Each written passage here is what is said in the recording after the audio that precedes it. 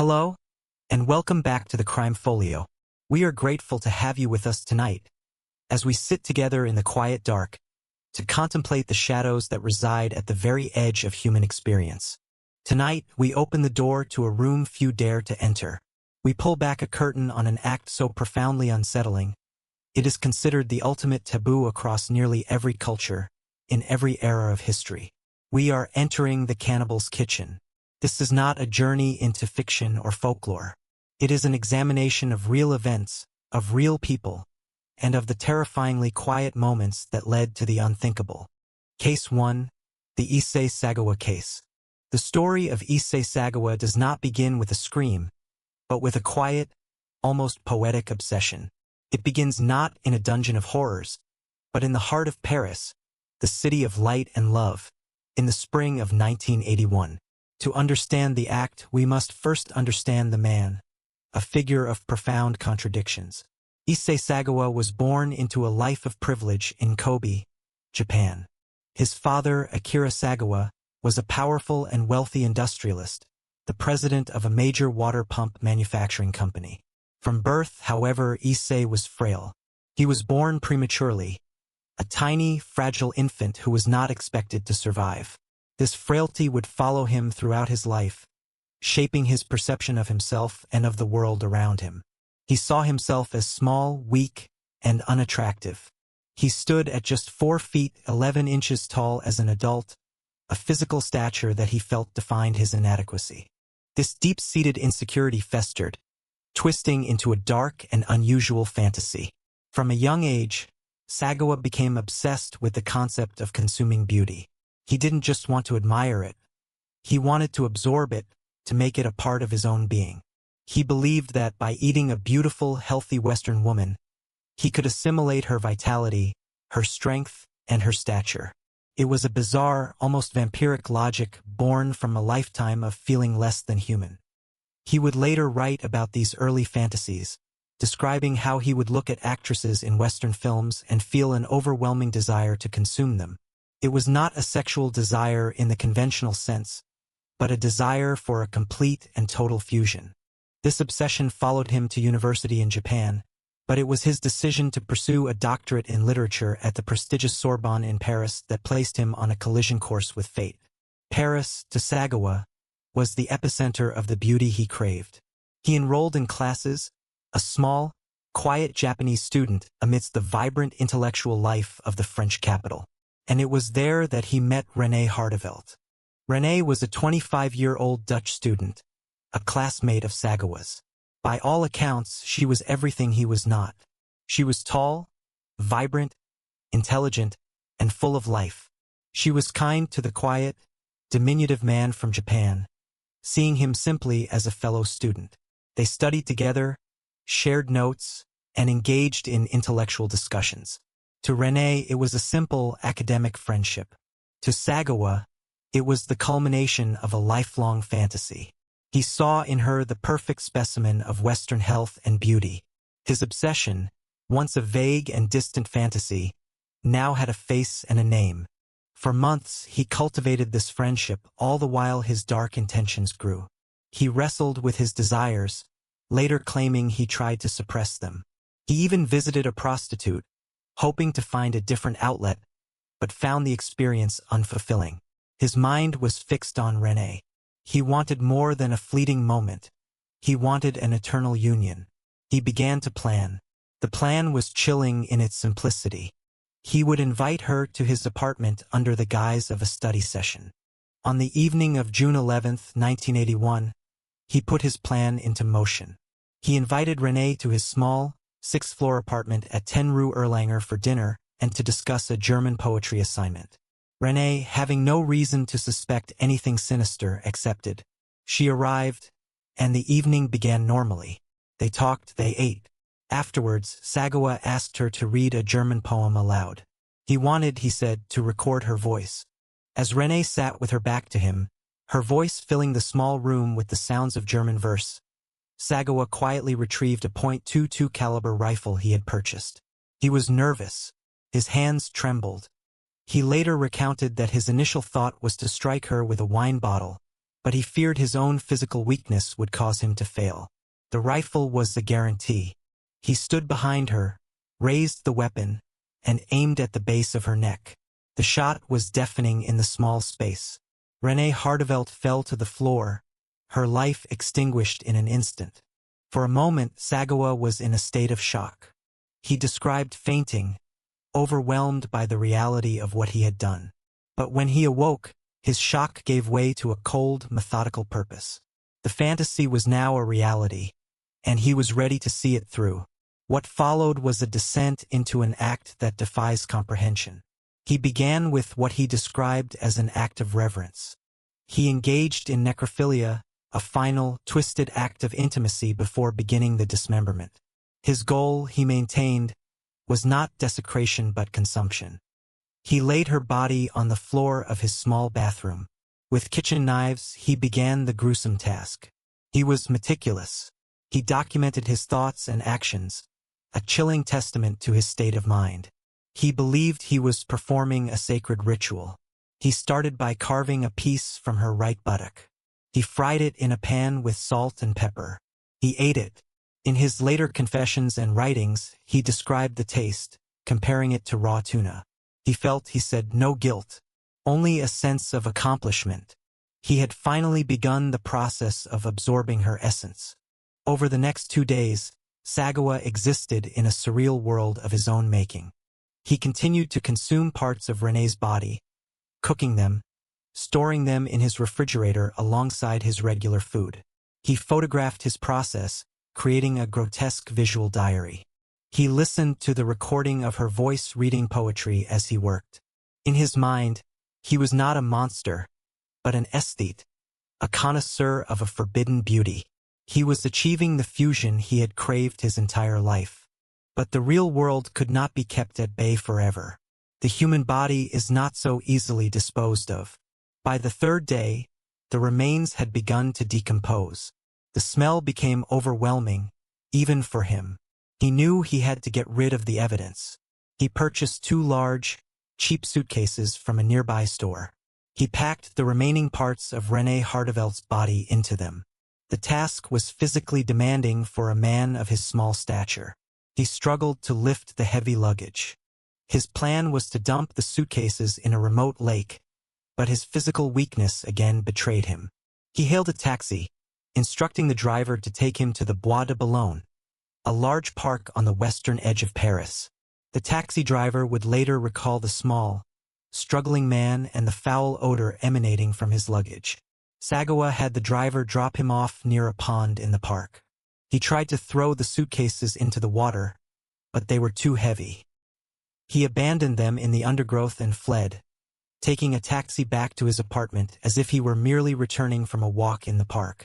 His escape from the immediate scene was successful, but his crime was destined for a swift discovery. On June 15th, a couple walking their dog in the Bois de Boulogne were drawn by the foul smell and the swarm of flies around the 2 abandoned suitcases. They alerted the police. When French authorities opened the luggage, they were met with a scene of unimaginable horror. The dismembered remains of a young woman. The investigation was surprisingly swift. The taxi driver who had dropped Sagawa off came forward after hearing news reports of the discovery. He provided the police with a detailed description of his strange passenger and the location where he had picked him up. The police traced the fare back to Sagawa's neighborhood. They began to canvass the area, and it didn't take long to zero in on apartment number 61 at 10 Rue Erlanger. When they knocked on his door, Issei Sagawa, the small, quiet literature student, opened it without a fight. The evidence inside the apartment was overwhelming. There were still bloodstains on the carpet. In his refrigerator, police found plates containing cooked human flesh and containers with other body parts. When questioned, Sagawa confessed immediately and in meticulous detail. He was not remorseful. He was calm, articulate, and seemed almost proud of what he had done, eager to explain the philosophical underpinnings of his crime. The case became an immediate media sensation in France and Japan. The Japanese Cannibal was a story that seemed to spring from the darkest of Gothic fiction, not the modern world. The French legal system, however, was faced with a complex problem. Sagawa was clearly the perpetrator, but was he sane? He was subjected to a rigorous psychiatric evaluation. A panel of doctors ultimately concluded that he was legally insane at the time of the crime, suffering from a form of psychosis that made him unable to control his actions or understand their wrongfulness. This diagnosis was his key to freedom. Under French law, a person deemed insane cannot be held criminally responsible for their actions. He could not stand trial. Instead, he was committed to a secure mental institution in France. His wealthy father hired a team of top lawyers who began to work on a strategy for his release.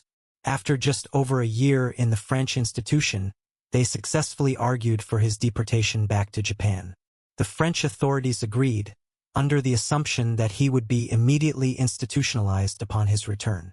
But a critical error in legal translation and communication occurred.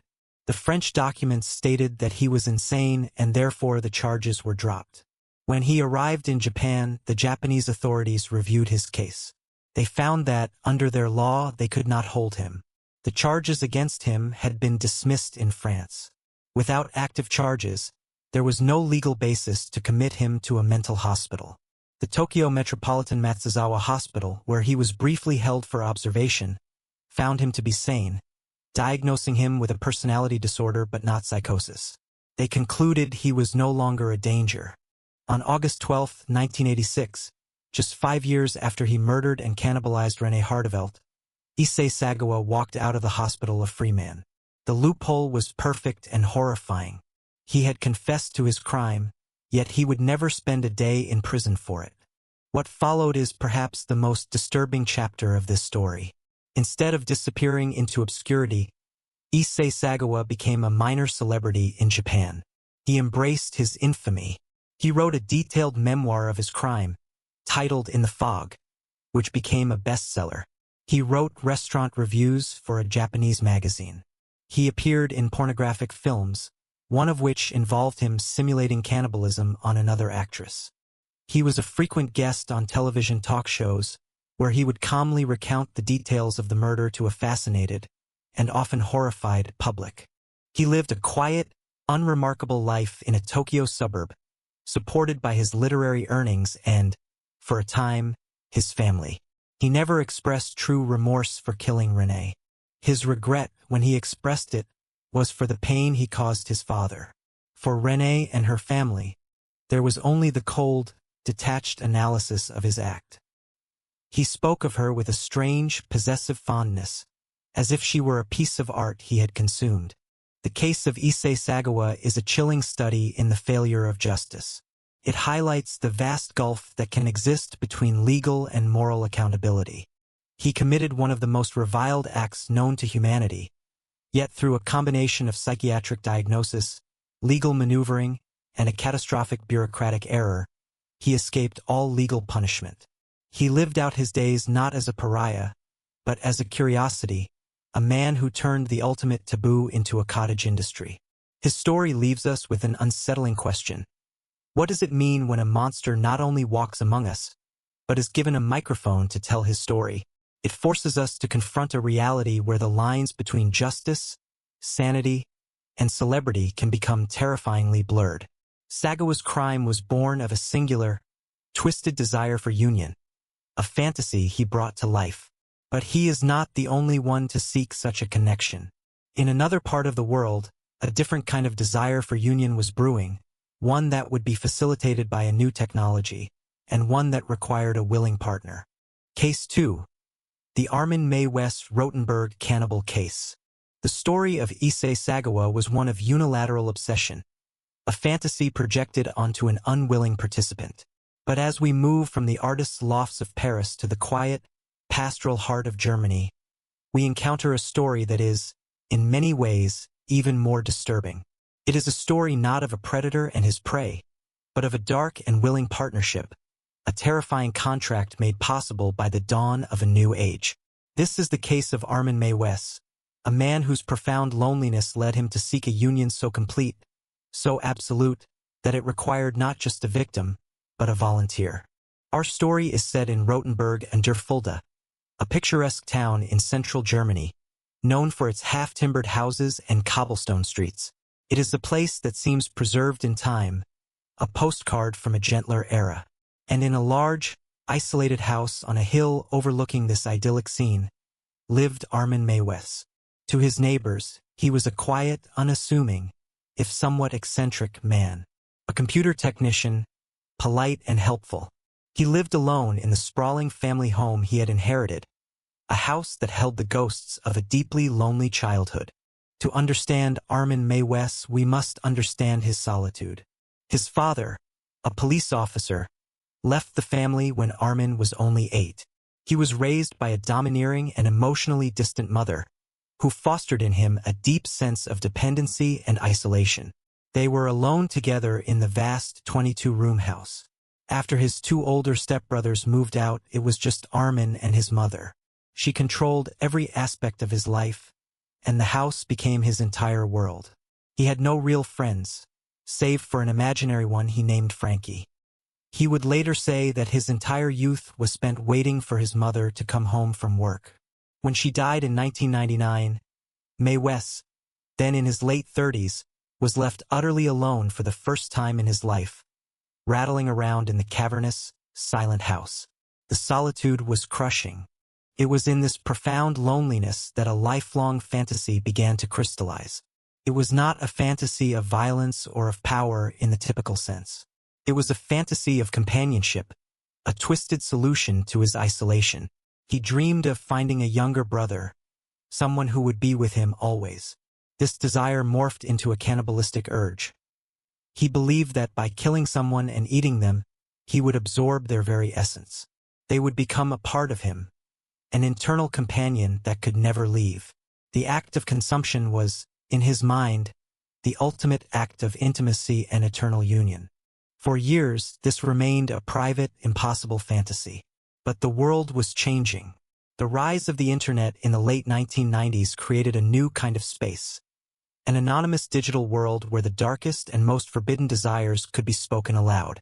For men like Armin Meiwes, it was a revelation. He discovered he was not alone in his thoughts. He found online forums and chat rooms dedicated to cannibalism. Places like the Cannibal Cafe became his new community, where he could share his fantasies without judgment. In this digital space, his fantasy became a tangible goal. He was no longer just dreaming. He was planning. In 2001, he took the final, fateful step. He posted an advertisement on the Cannibal Cafe website. The words were chillingly direct. Looking for a well-built 18 to 30-year-old to be slaughtered and then consumed. It was a message in a bottle, cast into the darkest corner of the digital sea. One might expect such a post to be met with silence, or perhaps mockery and disgust. But Meiwes received several hundred responses. Most were from people who were merely curious or fetishists who had no real intention of following through. Meiwes was meticulous. He vetted the candidates, weeding out those who were not serious. He was not looking for a victim to trick or overpower. The fantasy required a willing participant, someone who shared the desire to be consumed. He was seeking not prey, but a partner. And then he found him. Bernd Jürgen Brandes, a 43-year-old computer engineer from Berlin. On the surface, Brandes lived a successful, conventional life. He was a manager at Siemens, well respected by his colleagues. But he too harbored a secret. He had a lifelong fantasy of being eaten. His estranged partner would later tell police that Brandes often spoke of a desire for a final, ultimate kick, and that he dreamed of his own death. He wanted to be a willing sacrifice. Through a series of emails and online chats, Meiwes and Brandes began a bizarre and detailed negotiation. They were two men with complementary desires, finding in each other the key to fulfilling their ultimate fantasies. They discussed the logistics, the methods, the meaning of the act. Brandes expressed a clear and unequivocal wish to be killed and eaten. He saw it as the ultimate negation of a life he no longer wished to live. Meiwes saw it as the ultimate solution to his loneliness. They were arranging not a murder, but a macabre date. They set a time and a place. On March 9, 2001, Bernd Brandes packed a small bag, traveled by train from Berlin to Rothenburg and Der Fulda, and stepped willingly into his own demise.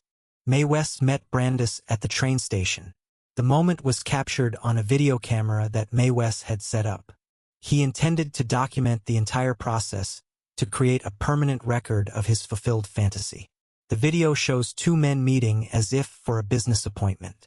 They shook hands. Mae West drove Brandis to his sprawling, isolated home. He gave him a tour, showing him the room he had specially prepared for the event, a room he called his Schlachtraum, or slaughter room. It was meticulously outfitted with a butcher's table, meat hooks hanging from the ceiling, and a cage. The video, which would become the central piece of evidence in the case, documents the hours that followed with a cold, surreal clarity. The atmosphere was not one of terror or struggle, but of a calm, prearranged ritual. Brandis, seemingly of his own free will, consumed 20 sleeping pills and a large quantity of schnapps to numb the pain. He was lucid and, according to Mae West, resolute. The plan, as agreed upon by both men, was for Brandis to be conscious as Mae West amputated and cooked his penis, which they would then eat together. It was a key part of Brandis's fantasydo participate in his own consumption. Mae West carried out the amputation with a kitchen knife. The moment is recorded on the tape, a scene of almost unimaginable horror, made all the more unsettling by Brandis's apparent compliance. However, the plan went awry. Mae West attempted to fry the organ, but he burned it. He then chopped it up and fed it to his dog. Brandis, now bleeding heavily and weakened by the pills and alcohol, was losing consciousness. Mae West helped him to a bathtub, where he lay for several hours, slowly bleeding out.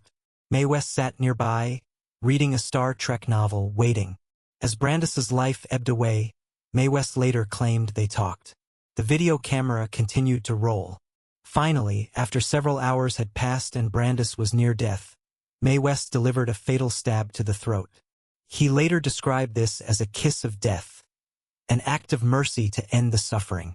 With Brandis dead, the second phase of Muse's fantasy began. He hoisted the body onto the meat hooks in his slaughter room. Over the next 10 hours, with the methodical skill of a butcher, he dismembered the body. He carefully carved the flesh, portioned it, and placed it into freezer bags. He labeled them just as one would label cuts of beef or pork. He buried the head and bones in his garden. The entire process was filmed. The videotape was over 4 hours long, a complete and unflinching record of the entire event. For the next 10 months, Armin Mae West lived out his fantasy. He would periodically take a portion of Brandis's flesh from his large freezer, thaw it, and cook it. He preferred to pair it with classic German side dishes, potatoes, Brussels sprouts, and a red cabbage sauce. He would set a place at the table for Brandis, using his finest china, and eat his meal while watching the video of their encounter. In his mind, he had succeeded. Bernd was with him, inside him. He was no longer alone. He told police he felt a sense of peace and fulfillment. But the feeling did not last. The companionship he had created was ultimately an illusion. The loneliness returned. The freezer began to empty. And so Armin Mae West went back to the source. He returned to the internet, looking for his next partner. In December 2002, he posted a new ad. This time, he was more explicit, describing in detail what he had done to his first volunteer, even posting pictures, hoping to attract someone who knew he was serious. This time, his ad was seen by a university student in Innsbruck, Austria. Horrified by the graphic details and believing them to be genuine, the student contacted the German authorities. The police, initially skeptical, traced the post back to Rothenburg and Der Fulda. They secured a warrant and, on a cold December day, they raided the home of the quiet computer technician, Armin Mae West. Inside, the evidence was immediate and undeniable. In his freezer, they found the last remaining portions of human flesh. In his garden, they found the buried skull and bones of Bernd Brandis. And in his study, they found the videotapes. Mae West was arrested on the spot. He confessed to everything, calmly and methodically recounting the entire story to the baffled investigators. He was cooperative, seeing himself as having done nothing legally wrong, as he had only fulfilled the stated wish of another person. This claim created a legal firestorm in Germany. The country had no specific law against cannibalism. The prosecutors were faced with a unique challenge. How do you prosecute a killing when the victim was a willing, even eager, participant? The first trial began in 2004. Mae West was charged not with murder, but with manslaughter. His defense argued that this was a case of killing on request, a form of euthanasia which carries a much lighter sentence. They presented the videotape as proof of Brandis's consent. The court agreed to a point. They found him guilty of manslaughter and sentenced him to 8.5 years in prison. The verdict sparked public outrage. Many felt that justice had not been served. Prosecutors appealed, arguing that Mae West had not killed Brandis for compassionate reasons, but for his own selfish, sexual, and cannibalistic gratification. This, they argued, constituted the base motives required for a murder conviction under German law. In 2006, a higher court agreed. A retrial was ordered. This time, the court focused on the final moments of Brandis's life. They ruled that while Brandis may have consented to being mutilated, he could not legally consent to being killed. Furthermore, the court defined Muse's fantasy as the primary motive. He killed to satisfy a personal desire, a classic definition of murder. Armin Mae West was found guilty of murder and sentenced to life in prison. The case of the Rotenburg cannibal remains a landmark in criminal history.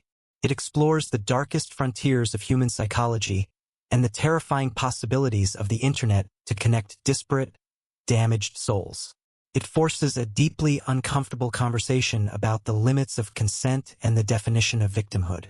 Unlike Sagawa, who imposed his fantasy upon another, Mae West found a man whose fantasy was a mirror image of his own. It was a symbiotic horror, a shared delusion that ended in a quiet, videotaped death in a quaint German town. Mae West sought a permanent union born of loneliness. But some desires are not born of loneliness, but of a far more terrifying impulse, the fusion of extreme pain with ecstatic pleasure. To find this, we must travel back in time, to the grim streets of early 20th century New York, and into the depraved mind of a man who was not just a cannibal, but a self-styled instrument of God's wrath, a predator of the most vulnerable. Case 3. The Crimes of Albert Fish. We leave the meticulously documented, consensual horror of Armin Muse's slaughter room and journey back in time, to an era of dust and desperation. We land in the gritty, depression-ravaged streets of 1920s and 30s New York City. Here, the monsters did not need the anonymity of the internet to find their victims. They simply walked among them, their darkness masked by the crushing indifference of a society struggling to survive. Our subject is a man whose evil seems to belong to a more ancient, superstitious time. He was not seeking a union of souls, nor was he obsessed with absorbing beauty. He was a creature of pain, a connoisseur of suffering, who cloaked his unspeakable appetites in the language of religious sacrifice. He was known by many names: the Gray Man, the Werewolf of Wisteria, the Brooklyn Vampire, but the world would come to know him as Albert Fish. On the surface, Albert Fish was the embodiment of harmlessness. He was a small, frail, elderly man with a gentle demeanor and a grandfatherly mustache. A house painter and handyman by trade, he drifted from place to place, a lonely figure who seemed to provoke pity rather than fear. He appeared to be a product of his harsh time-sunderft, soft-spoken, and eager to please. But behind this fragile facade was a mind of unparalleled depravity, a maelstrom of violent sexual fantasies, extreme masochism, and a grotesque religious fervor that had been festering for over half a century. Fish's life was a litany of trauma and abuse, beginning in a Washington, D.C. orphanage where he was subjected to brutal beatings, which he later claimed first awakened in him the connection between pain and pleasure. This twisted connection would become the central organizing principle of his entire existence. He was a walking catalog of perversions, engaging in coprophagia and urolagnia, and most significantly, he was an extreme masochist.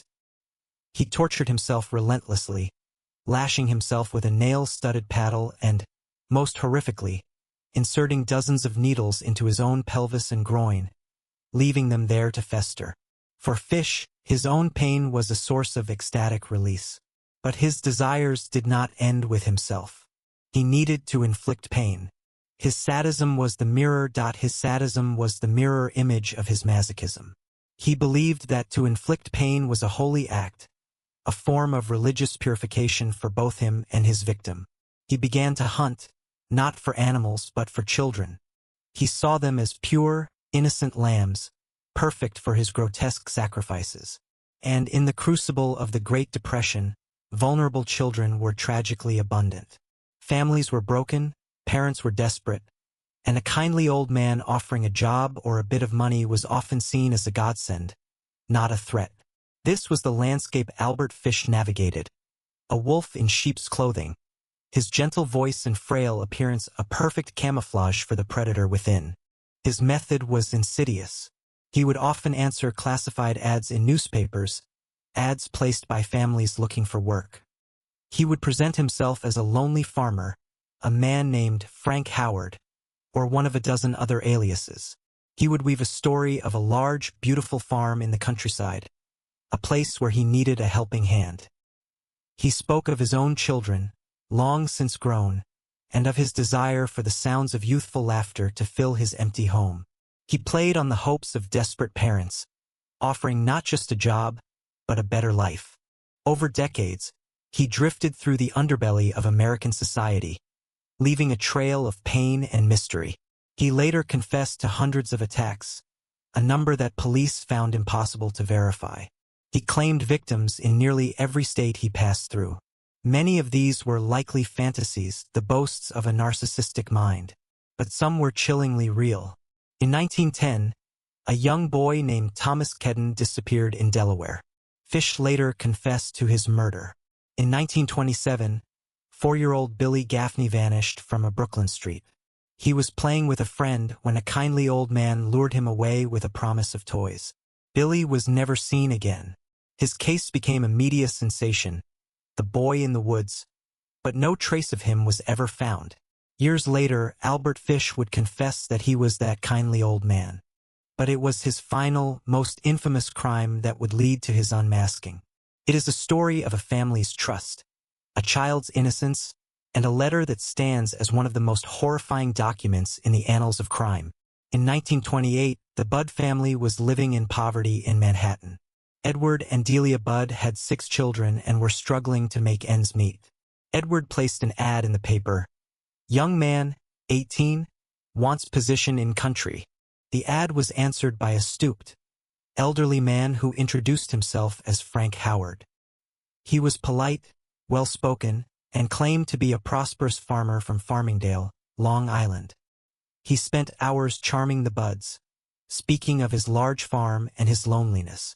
He offered their eldest son, Edward Jr., the job. He gave them money. He gained their trust completely. Over several visits, he became a welcome guest in their meager home. He seemed to adore the children, especially 10-year-old Grace. She was a bright, pretty girl, the light of the family. On Sunday, June 3, 1928, Frank Howard came to visit with a proposition. He told the Budds he was going to his sister's house in the city for a children's birthday party. He asked if he could take little Grace with him. She loved parties, and he promised to have her back by 9 o'clock that evening. Delia Budd was hesitant, a mother's intuition perhaps stirring a faint unease. But her husband, Edward, saw no harm. Mr. Howard was a kind, respectable man. What could go wrong? They dressed Grace in her best outfit. She was excited. As she left with the old man, she turned and waved goodbye to her family from the street corner. It was the last time they would ever see her alive. 9 o'clock came and went, then 10, then 11. Panic began to set in. The Budds went to the police. The investigation began, but it was doomed from the start. Frank Howard did not exist. There was no farm in Farmingdale. The address he had given for his sister's party was a vacant lot. He had vanished, and he had taken Grace with him. The days turned into weeks, the weeks into months, and the months into years. The disappearance of Grace Budd became another cold case, another tragedy swallowed by the city. For the Budd family, it was a living nightmare, a wound that would never close. They were left with nothing but the ghost of a little girl waving goodbye. For 6 long years, They lived in this agonizing limbo. And then, in November of 1934, a letter arrived. The envelope was addressed to Delia Budd. The contents of that letter would not only solve the mystery of what happened to Grace, but would also reveal a depth of human evil that was almost incomprehensible. The letter was rambling, semi-literate, and filled with grammatical errors, but its message was chillingly clear. It was from the man who had called himself Frank Howard. It was from Albert Fish. He wrote to tell Delia what he had done to her daughter. In graphic, horrifying detail, he described taking Grace to a dilapidated, abandoned cottage in Westchester County, a place he called the Wisteria Cottage. He recounted how he had strangled her, how he had dismembered her body, and how, over the course of 9 days, he had cooked and eaten her. He described the taste of her flesh. He ended the letter with a final, soul-crushing detail. I did not fuck her, as I thought she was a virgin. The letter was an act of unimaginable cruelty, a final psychological torment inflicted upon a grieving mother. But it was also a fatal mistake. Albert Fish, in his compulsion to boast and to relive his crime, had given the police the one thing they needed to find him: a clue. The letter was written on a peculiar piece of stationery, embossed with the emblem of the New York Private Chauffeurs Benevolent Association. The case, long dormant, was handed to a determined and brilliant detective from the Missing Persons Bureau named William King. King was a relentless investigator. He looked at the stationery and saw his first real lead in 6 years. He began the painstaking work of tracking down its source. He discovered that the Chauffeurs Association had a number of their mailbags stolen years prior. One of these bags had turned up at a dingy rooming house in Manhattan. King focused his investigation on that rooming house. He spoke to the landlady, describing the strange old man who had been seen with Grace Budd 6 years earlier. The landlady's eyes widened. She knew exactly who he was talking about. A peculiar old man had lived there, a man who engaged in strange, ritualistic self-flagellation. He had recently moved, but she knew his name. It wasn't Frank Howard. It was Albert Fish. And she knew where he was living now. Detective King went to Fish's new address, a squalid room at 200 East 52nd Street. He waited. Soon, a small, stooped old man shuffled up the stairs. King confronted him. "Are you Albert Fish?" The old man looked up, his eyes showing not fear or anger, but a strange, calm recognition. "Yes," he said. "I've been expecting you." At the police station, the dam of Fish's long-held secrets broke. He confessed to everything. He calmly recounted the murder of Grace Budd, his story matching the horrific details of the letter. He confessed to the murder of Billy Gaffney, solving a mystery that had haunted the city for years. He confessed to countless other acts of torture and murder, painting a picture of a life dedicated to the pursuit of pain. He led police to the Wisteria Cottage, but no remains of Grace were ever found there. He had consumed her completely. During his interrogation, the investigators noticed Fish's constant squirming and complaints of pain in his pelvic region.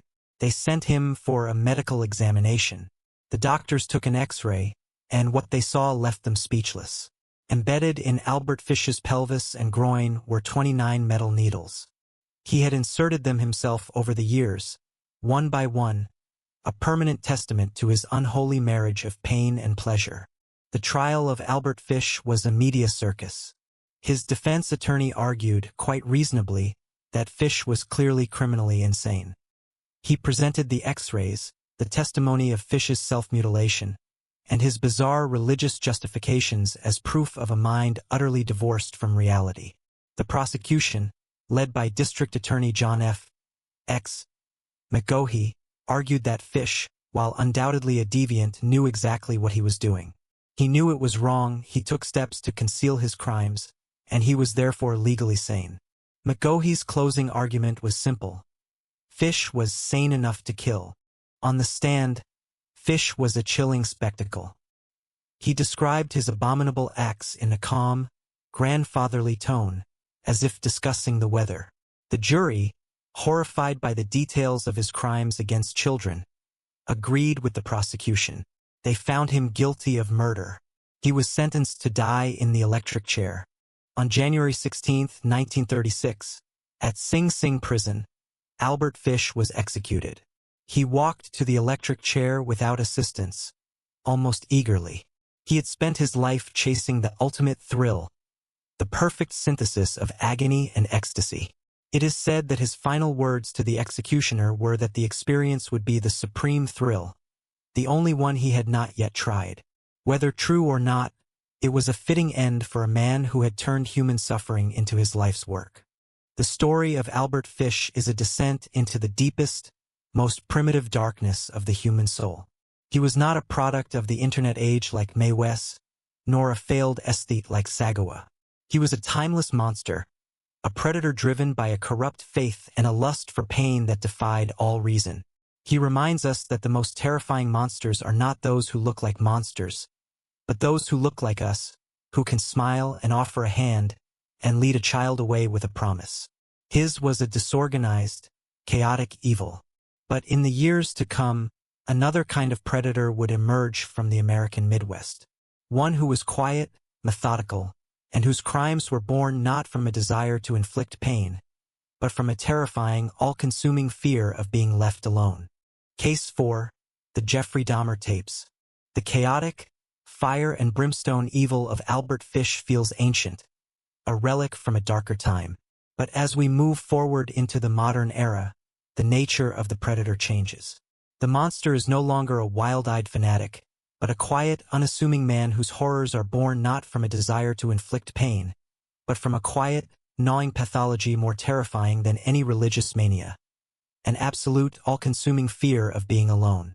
We leave the gritty streets of New York and travel to the placid suburbs of the American Midwest, to a small apartment in Milwaukee, Wisconsin. This is the final stop in our kitchen tour. This is the domain of Jeffrey Dahmer. To the outside world, Jeffrey Dahmer was painfully, almost invisibly ordinary. He was shy, soft-spoken, and handsome in a nondescript way. A worker at the Milwaukee Ambrosia chocolate factory, he kept to himself, a polite but distant neighbor. Nothing about his placid exterior suggested the abyss that lay within. His story, like the others, begins in childhood, but not in an orphanage or with overt abuse. It begins in a seemingly perfect suburban home in Bath, Ohio, a place that concealed a quiet, emotional neglect. His parents' marriage was a battlefield of silent resentment and explosive arguments, creating an atmosphere of intense tension. The young Jeffrey retreated inward, into a world of solitude and strange fascinations. While other boys played sports, Dahmer developed a private hobby. He would collect roadkill squirrels, chipmunks, birds, and take them into the woods behind his home. There, in a small hut, he would perform meticulous dissections. He was fascinated by anatomy, by how things were put together. This soon evolved into an obsession with dissolution. He learned how to use acids to strip flesh from bone, to reduce a creature to its essential, clean, white skeleton. It was a process of control, of deconstruction and preservation. It was also a rehearsal. He was developing a skill set for a purpose he did not yet fully understand. His loneliness was profound. As a teenager, he was an outcast, the strange boy who drank heavily and performed bizarre pranks for attention. Beneath the awkward exterior, a dark fantasy was taking root. He didn't want to hurt people, he wanted to keep them. He fantasized about having a partner who was completely submissive, who would never argue, who would never leave. This desire, born of a desperate fear of abandonment, would become the engine for all the horror that followed. The first time the fantasy bled into reality was in the summer of 1978, just weeks after his high school graduation and in the tumultuous wake of his parents' divorce. Dahmer, left alone in the family house, picked up a young hitchhiker named Stephen Hicks. He brought him back home for a few beers. As the evening wore on and Hicks prepared to leave, a wave of panic washed over Dahmer. He could not bear the thought of being alone again. In a sudden, impulsive act of violence, he struck Hicks from behind with a barbell, killing him. The reality of the act was overwhelming. He dismembered the body in the crawlspace, burying the parts in the woods behind his house. Later, consumed by paranoia, he would dig them up, crush the bones with a sledgehammer, and scatter the fragments. The first murder was not planned. It was a panicked, desperate reaction. But in committing it, a line was crossed. He had discovered the ultimate, terrible solution to being left alone. Dahmer's life continued its downward spiral. A brief, failed stint in the army was followed by a period living with his grandmother in West Allis, a suburb of Milwaukee. To her, he was her quiet, troubled grandson. But the house became his new laboratory. The pattern began to solidify. He would frequent gay bars and bathhouses, seeking out young men. He would lure them back to his grandmother's house with promises of money or alcohol. There, he would drug their drinks with sleeping pills. His initial goal was not always murder. He wanted to photograph them in suggestive poses to exert a temporary control. But the fear always returned when they woke up, when they prepared to leave. And so he killed them, one after another. He developed a methodical ritual. He would dismember the bodies in the basement, dissolve the flesh in acid, and dispose of the remains. His grandmother complained about the foul smells and the strange power tools he used at all hours, but she could never have conceived of their true source. After she discovered a blood-stained mannequin he kept, she finally asked him to leave. In 1990, he moved into apartment 213 of the Oxford Apartments at 924 North 25th Street in Milwaukee. This small, one-bedroom apartment would become his personal hell on earth. Here, free from any supervision, his obsession spiraled into its final, most grotesque form. The apartment became a charnel house, a mausoleum dedicated to his loneliness. The air was thick with the chemical stench of decomposition and disinfectant, a smell that neighbors constantly complained about, but which was dismissed by the building manager as backed-up pipes or spoiled meat. It was here that Dahmer embarked on his most chilling experiments. Killing was not enough. A dead body was still ultimately gone. He wanted a permanent companion. He began attempting to create what he called living zombies, pliant, submissive beings who would obey his every command and never leave him. The method was as horrific as the idea. He would drill holes into the skulls of his sedated victims, sometimes while they were still alive, and inject muriatic acid or boiling water into their frontal lobes, hoping to destroy their willpower but keep their bodies alive. The experiments were all catastrophic failures. They resulted only in swift death and, for Dahmer, another body to dispose of. Frustrated in his attempts to create a living companion, he focused on preservation. Cannibalism became part of his ritual. He would cook and eat parts of his victim's bicep, a thigh, a heart.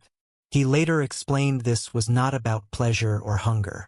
It was a way to make them feel like they were a literal part of him, an ultimate form of union. He preserved their skulls, painting them gray to look like plaster models. He kept skeletons, and he took photographs. Hundreds of Polaroid pictures documented every stage of his process, from the posing of his drugged victims to the final dismemberment. These photos were his trophies, his mementos, a way to sit alone in his apartment and surround himself with the company he had stolen.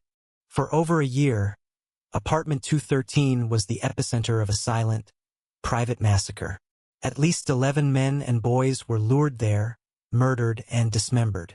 Dahmer's methods became more brazen.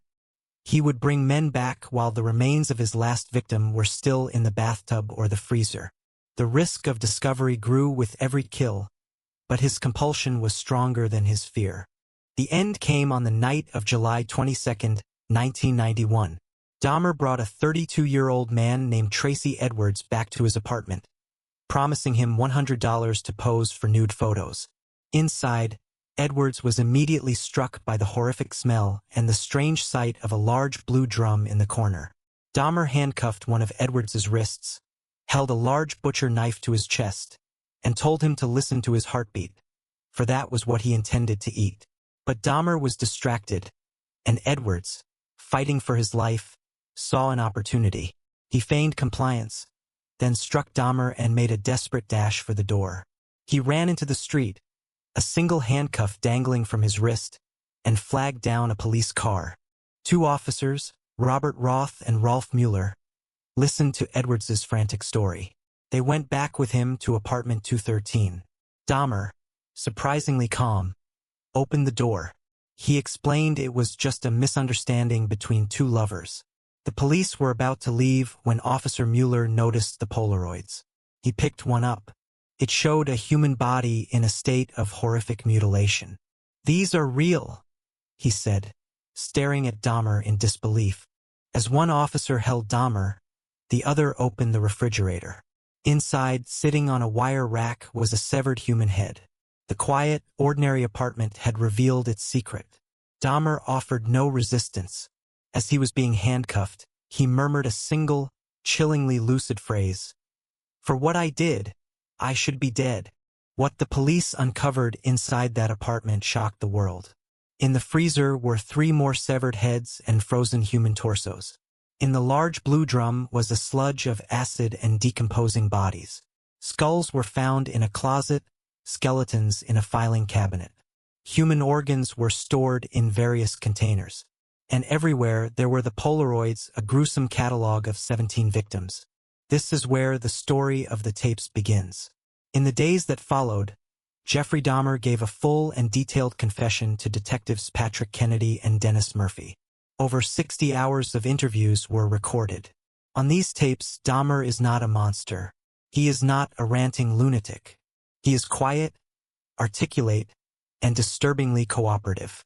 He speaks of his crimes with a detached, analytical coldness, as if describing a failed scientific experiment.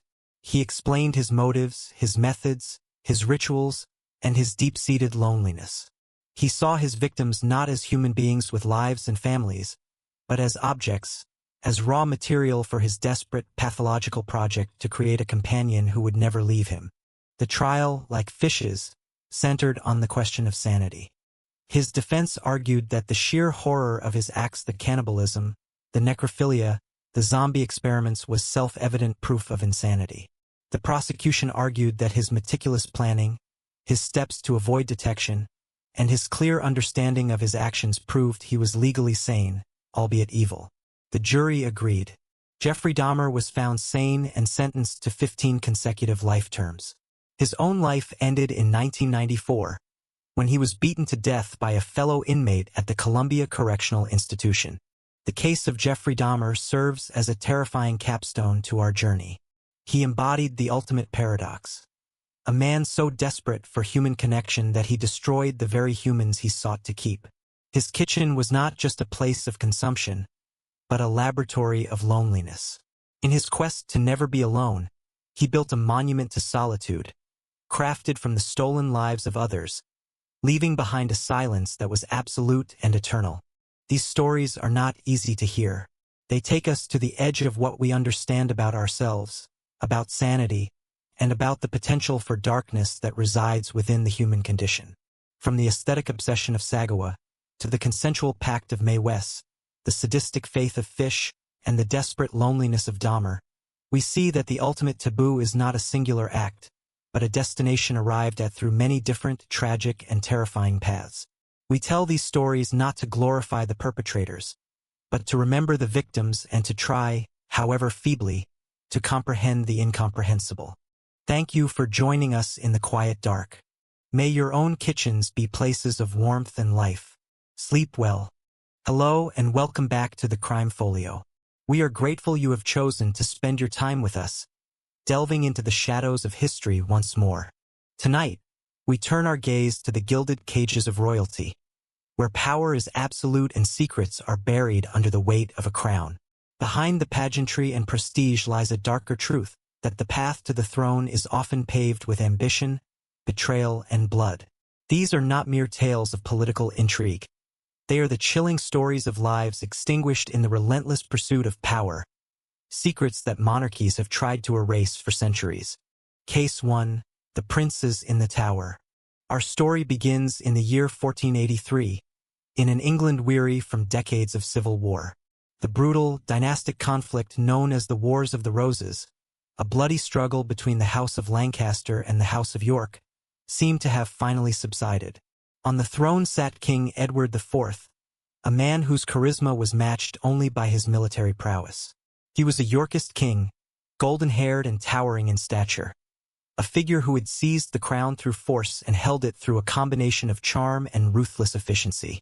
His reign, though punctuated by challenges, had brought a fragile peace to the realm. King Edward was married to Elizabeth Woodville, a woman of striking beauty but of commoner stock, a controversial choice that had angered much of the established nobility. Their union was, by all accounts, a love match, but it was also a political liability. The Queen's large and ambitious family, the Woodvilles, were granted titles, lands, and powerful positions, creating a faction at court that was widely resented. Yet, the marriage had produced heirs, securing the Yorkist line. The most important of these were two sons: Edward, Prince of Wales, born in 1470, and Richard of Shrewsbury, Duke of York, born in 1473. They were the future, the promise of continued stability. The king's most trusted ally, his staunchest supporter through years of war and rebellion, was his youngest brother, Richard, Duke of Gloucester. Where King Edward was tall, handsome, and sociable, Richard was described as smaller, more serious, and deeply pious. He was a formidable soldier and a skilled administrator, governing the turbulent north of England with a firm and respected hand. Throughout his brother's reign, he had proven his loyalty time and time again. He was the anchor against the tide of Woodville influence, the embodiment of the old Yorkist nobility. The kingdom, it seemed, was in a delicate but stable balance. The king, his Woodville queen and her family, and the king's loyal brother, Gloucester. This fragile peace was shattered on April 9, 1483. At the age of just 40, King Edward IV died unexpectedly, likely from an illness that took hold with shocking speed. His sudden death plunged the court into a state of panic and uncertainty. The foundation of the kingdom had cracked, and the predators began to circle. The heir to the throne was his eldest son, now King Edward V.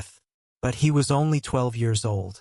A child king meant a regency, a period where a protector would rule in his name until he came of age. This was the moment the simmering tensions between the court's factions would boil over into a struggle for control of the boy king, and therefore, control of England itself. In his will, the late King Edward IV had named his trusted brother, Richard, Duke of Gloucester, as Lord Protector of the realm. It was the logical choice. Richard was experienced, loyal, and respected. But the Queen Dowager, Elizabeth Woodville, and her family had other plans. They feared Gloucester, knowing he despised their influence. Their goal was simple: to have Edward V crowned as quickly as possible. A coronation would instantly end the need for a protectorate, and power would shift to a regency council that they intended to dominate. The Woodvilles saw this as a move for survival.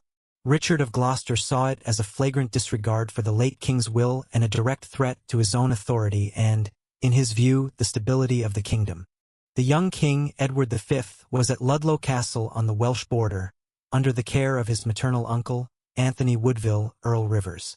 Upon news of his father's death, Rivers began the journey to London with the boy king and a retinue of 2,000 men. The plan was to enter the capital, a Woodville stronghold, and proceed with the coronation before Gloucester could intervene. Richard, who was in the north at the time, was alerted to their movements. He rode south with his own force, accompanied by his ally, the powerful and equally ambitious Henry Stafford, Duke of Buckingham. On the 29th of April, the two parties converged at Stony Stratford. What happened next was a carefully orchestrated coup. Richard of Gloucester and the Duke of Buckingham met with Earl Rivers and the king's half-brother, Richard Grey. They dined together, feigning amicability. But in the early hours of the morning, as the young king was preparing to depart, Gloucester made his move. He accused Rivers and Grey of plotting against him and attempting to marginalize him, effectively trying to seize control of the government. He had them arrested and sent north as prisoners. Then Richard went to his nephew, the young King Edward V. He knelt before the boy, assuring him of his loyalty, but explained that there had been a treacherous plot. The 12-year-old king, bewildered and frightened, burst into tears. He had just lost his father, and now his uncle and protector had arrested his other uncle and his half-brother. The men he had trusted were gone, replaced by the grim, determined face of the Duke of Gloucester. The boy was now firmly in his uncle's custody. His retinue was dismissed, and he was escorted towards London, not as a triumphant king arriving for his coronation, but as a carefully managed asset. When news of these events reached London, the Queen Dowager Elizabeth Woodville panicked. She understood immediately what this meant.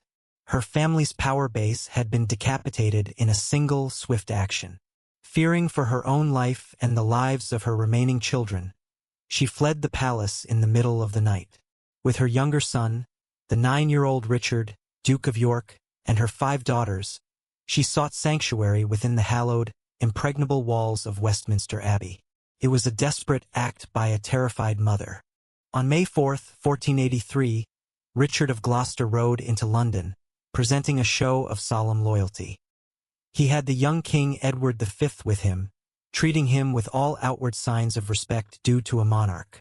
The boy was lodged in the Bishop of London's palace, and a date was set for his coronation, June 22. Gloucester was confirmed as Lord Protector by the Royal Council. For a brief moment, it appeared that order had been restored.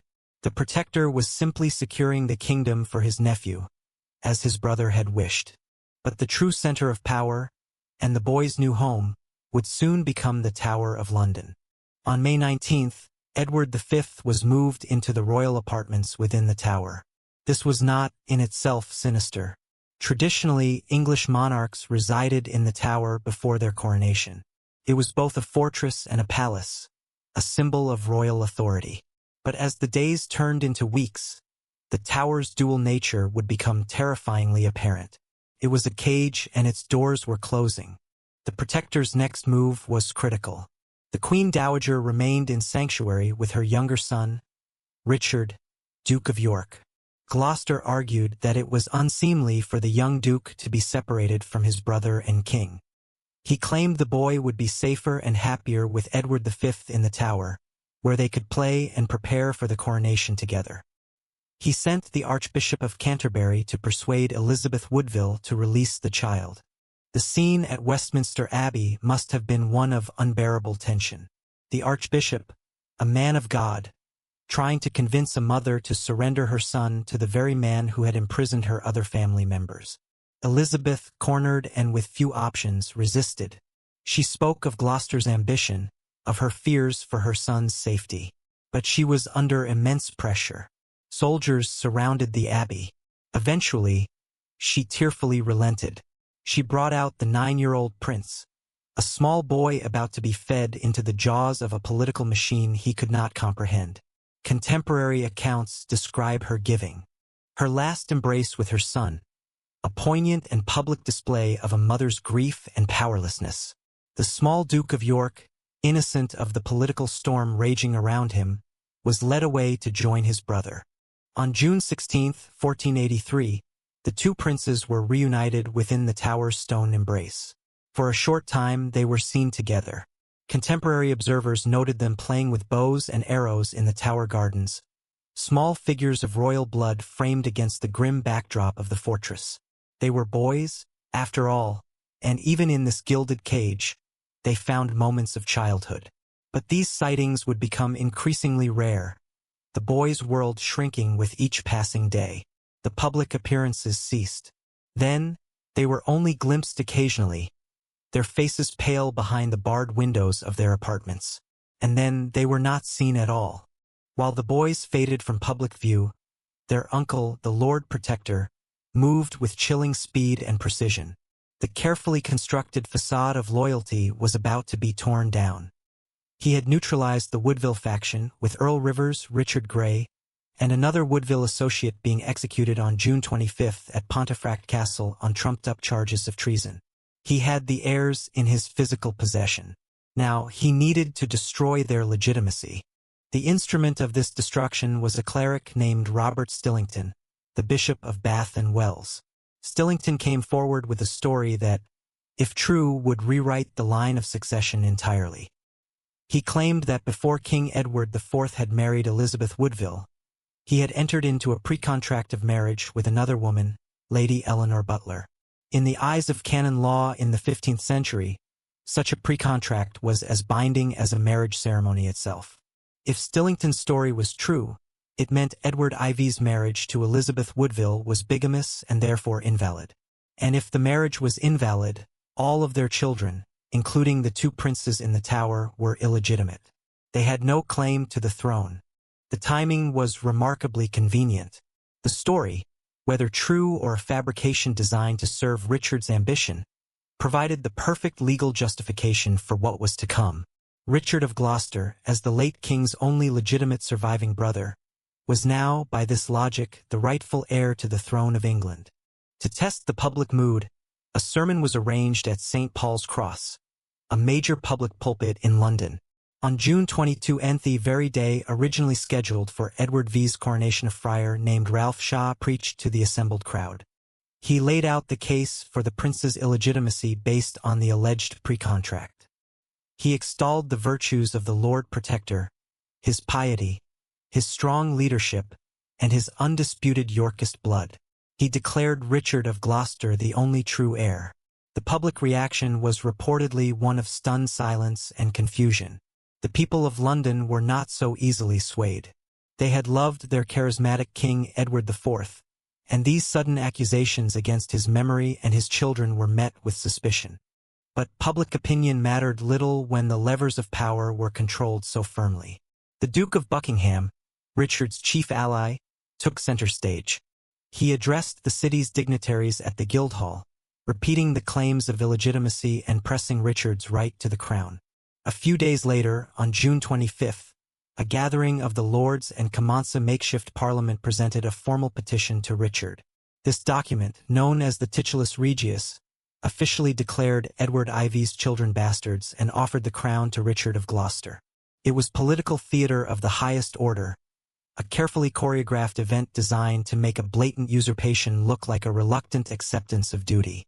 The final obstacle to Richard's ambition was Lord William Hastings. Hastings had been one of Edward Ivy's closest friends and most loyal counselors. He had initially supported Gloucester as protector, believing him to be acting in the young king's best interests. But as Gloucester's true intentions became clear, Hastings began to waver. He was a man of the old regime, loyal to the memory of his king and the rights of his sons. He would never support the disinheritance of the princes. Richard knew this. Hastings had to be removed. On June 13, during a council meeting in the Tower, Richard sprang his trap. According to the account written years later by Sir Thomas More, who claimed to have heard it from eyewitnesses, the meeting began peacefully. Suddenly, Richard's mood darkened. He accused Queen Elizabeth Woodville and that sorceress, Jane Shore, Edward IV's former mistress, now associated with Hastings, of using witchcraft to wither his arm. He dramatically bared his left arm, which had been smaller and weaker since birth, as proof of their dark magic. When Lord Hastings attempted to placate him with a non-committal reply, Richard exploded in a staged fury. "I will not dine until I have his head," he reportedly roared. Soldiers rushed into the council chamber. Hastings, along with others, was arrested. There was no trial, no chance to speak in his defense. Lord Hastings was dragged out into the Tower Green, forced to kneel over a random log of wood, and summarily beheaded. The execution was brutal, swift, and public. It sent a terrifying shockwave through the English nobility. If a man as powerful and well-connected as Lord Hastings could be eliminated so easily, then no one was safe. Opposition was silenced not by persuasion, but by terror. With his enemies dead, imprisoned, or cowed into submission, the path was clear. On June 26, 1483, Richard, Duke of Gloucester, sat on the marble throne in Westminster Hall and accepted the crown. On July 6, he was crowned King Richard III in a lavish ceremony at Westminster Abbey. The usurpation was complete. The crown, once destined for the head of a 12-year-old boy, now rested upon the brow of his uncle. And in the Tower, the two boys, Edward and Richard, were no longer princes. They were simply a problem. They were living symbols of a rival claim, a potential rallying point for any rebellion. As long as they were alive, Richard III's throne would never be secure. Their existence was a constant, silent threat. Sometime in the summer of 1483, after Richard III departed London on a royal tour of his new kingdom, the boys vanished entirely. The last credible, contemporary report of their existence comes from an Italian visitor named Dominic Mancini, who was in London from late 1482 until July 1483. He wrote his account shortly after returning to the continent. Mancini reported that after being moved into the inner apartments of the tower, the boys were seen less and less. He wrote that the young King Edward V, like a victim prepared for sacrifice, would seek remission of his sins by daily confession and penance, because he believed that death was facing him. Mancini noted that the boy's physician, a man named Dr. Argentine, was one of the last people to see Edward V, and that the boy was consumed with melancholy. After July, the reports stop. There is only a vast, terrifying silence. Rumors began to circulate almost immediately. They whispered through the court, across the cobbled streets of London, and over the Channel to the courts of Europe. The boys were dead. They had been murdered in the tower. The French Chancellor, addressing the Estates General in January 1484, spoke openly of the belief that Richard III had killed his nephews.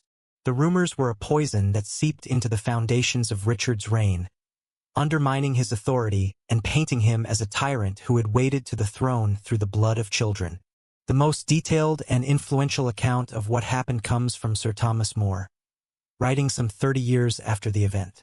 More, who was a child when the princes disappeared, based his history on sources he had access to as a high-ranking official under the Tudor dynasty. His narrative has shaped our understanding of the crime for 5 centuries. According to More, after Richard III left London, he became obsessed with the need to eliminate his nephews. From Warwick, he sent a messenger named John Green to Sir Robert Brackenbury, the constable of the Tower, with a direct order to kill the boys. Brackenbury, a man of conscience, allegedly refused.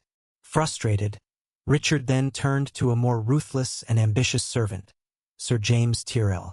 Tyrrell was given a warrant commanding Brackenbury to hand over the keys of the Tower to him for a single night. Tyrrell, in turn, recruited 2 men for the grim task. Miles Forrest, one of the boys' former keepers described as a fellow fleshed in murder beforetime, and John Dighton, Tyrrell's own horsekeeper, a big, broad, square, and strong knave. More's account is chilling in its detail.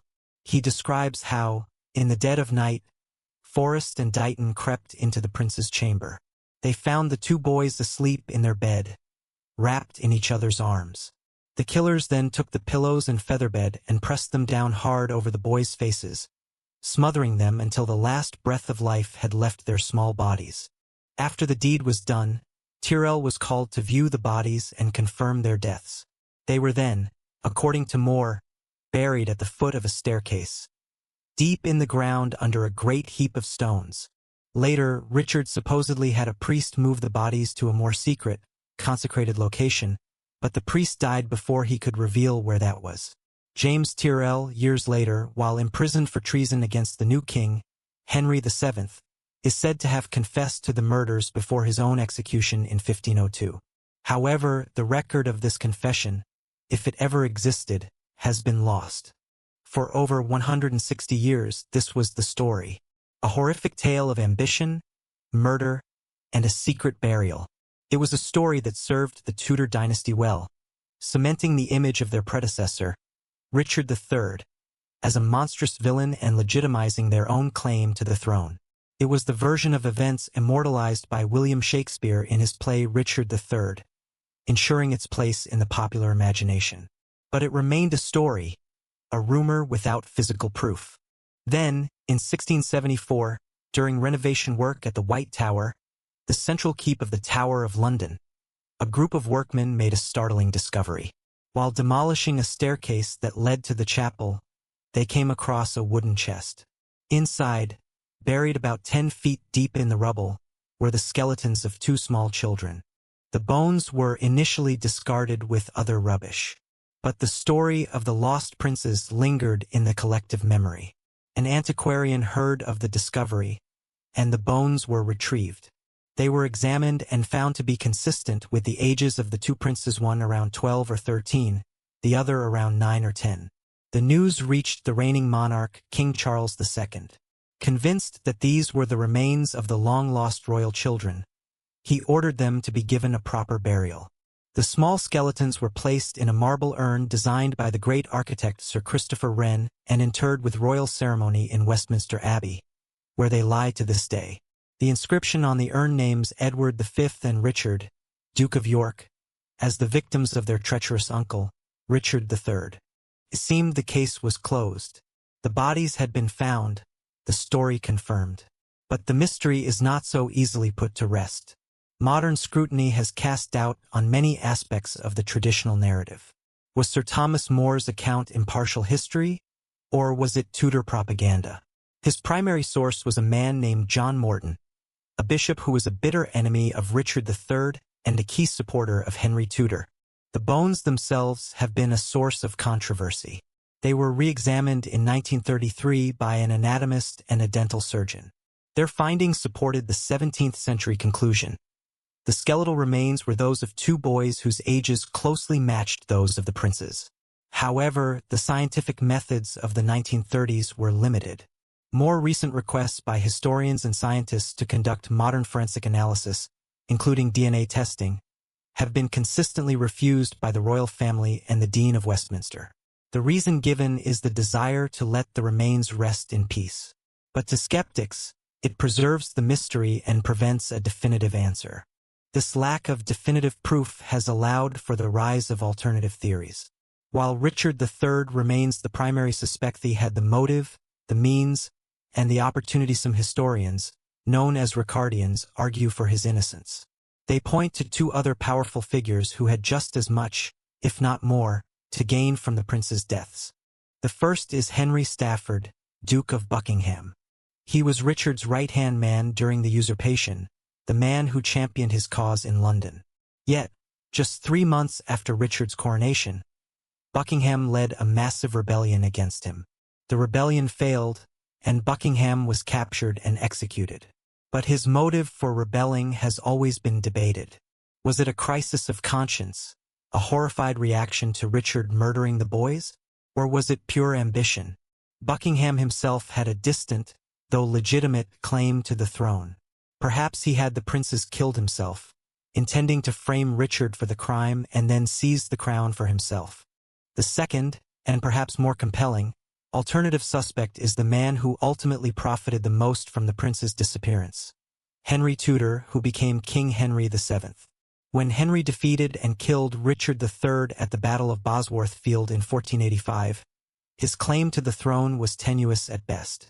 As long as Edward IV's sons were alive, they were the rightful heirs. Even if they were illegitimate, their claim in the eyes of many Yorkist loyalists was far stronger than Henry's.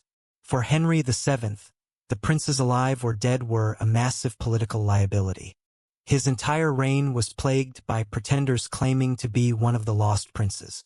The most famous, Perkin Warbeck, managed to convince many of the courts of Europe that he was the younger prince, Richard, Duke of York, and launched several invasions of England before he was finally captured and executed. Proponents of this theory argue that Richard III may have secretly spirited his nephews away to safety, and that they were alive but hidden when Henry VII took the throne. Henry, upon discovering their existence, would have had an ironclad motive to eliminate them quietly and permanently, while publicly pinning the blame on his dead predecessor. The story of the princes in the Tower is more than a 500-year-old cold case. It is a chilling illustration of how vulnerable children become when they are pawns in a game of power. They were born to the highest privilege, destined for a throne, but their royal blood became a death sentence. Their innocence was no shield against the brutal ambition of the adults around them. We are left with an enduring mystery, a crime that changed the course of English history, and a silence that echoes from the dark corners of the Tower of London. The small skeletons in Westminster Abbey lie as a testament to a secret the crown has kept for centuries. A story of a crown forever stained with the blood of the children who were meant to wear it. Case 2. The murder of Lord Darnley. We journey forward now, a century later, from the cold stone of the Tower of London to the windswept, volatile landscape of 16th-century Scotland. Here, the crown rests on the head of a young queen whose life would become one of the most tragic and debated in all of royal history.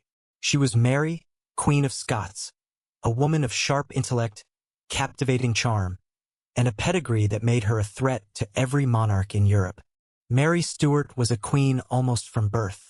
Crowned Queen of Scotland as an infant, she was sent to the sophisticated court of France for her safety and upbringing. There, she married the Dauphin, becoming Queen Consort of France at the age of 16. But her reign was fleeting. Her young husband died less than 2 years later, leaving the 18-year-old Mary a widow. In 1561, she made the fateful decision to return to her native Scotland, a land she barely knew. It was a kingdom transformed in her absence, now in the throes of the Protestant Reformation. A Catholic queen in a newly, fiercely Protestant nation, her position was one of inherent instability. Her claim to power was not limited to Scotland.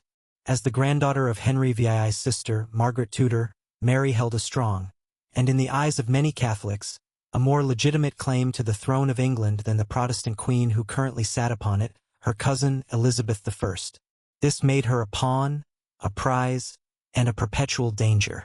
For several years, Mary navigated the treacherous currents of Scottish politics with considerable skill, advised by her pragmatic Protestant half-brother, James Stuart, the Earl of Moray.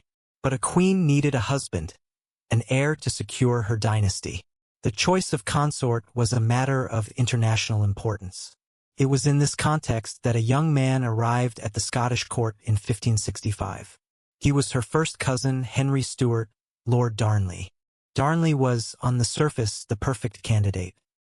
He was tall, standing over 6 feet, with a handsome face and the elegant manners of a courtier.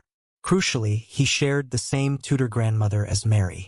Their union would consolidate their claims to the English throne, creating a Catholic power couple that deeply unsettled Queen Elizabeth I.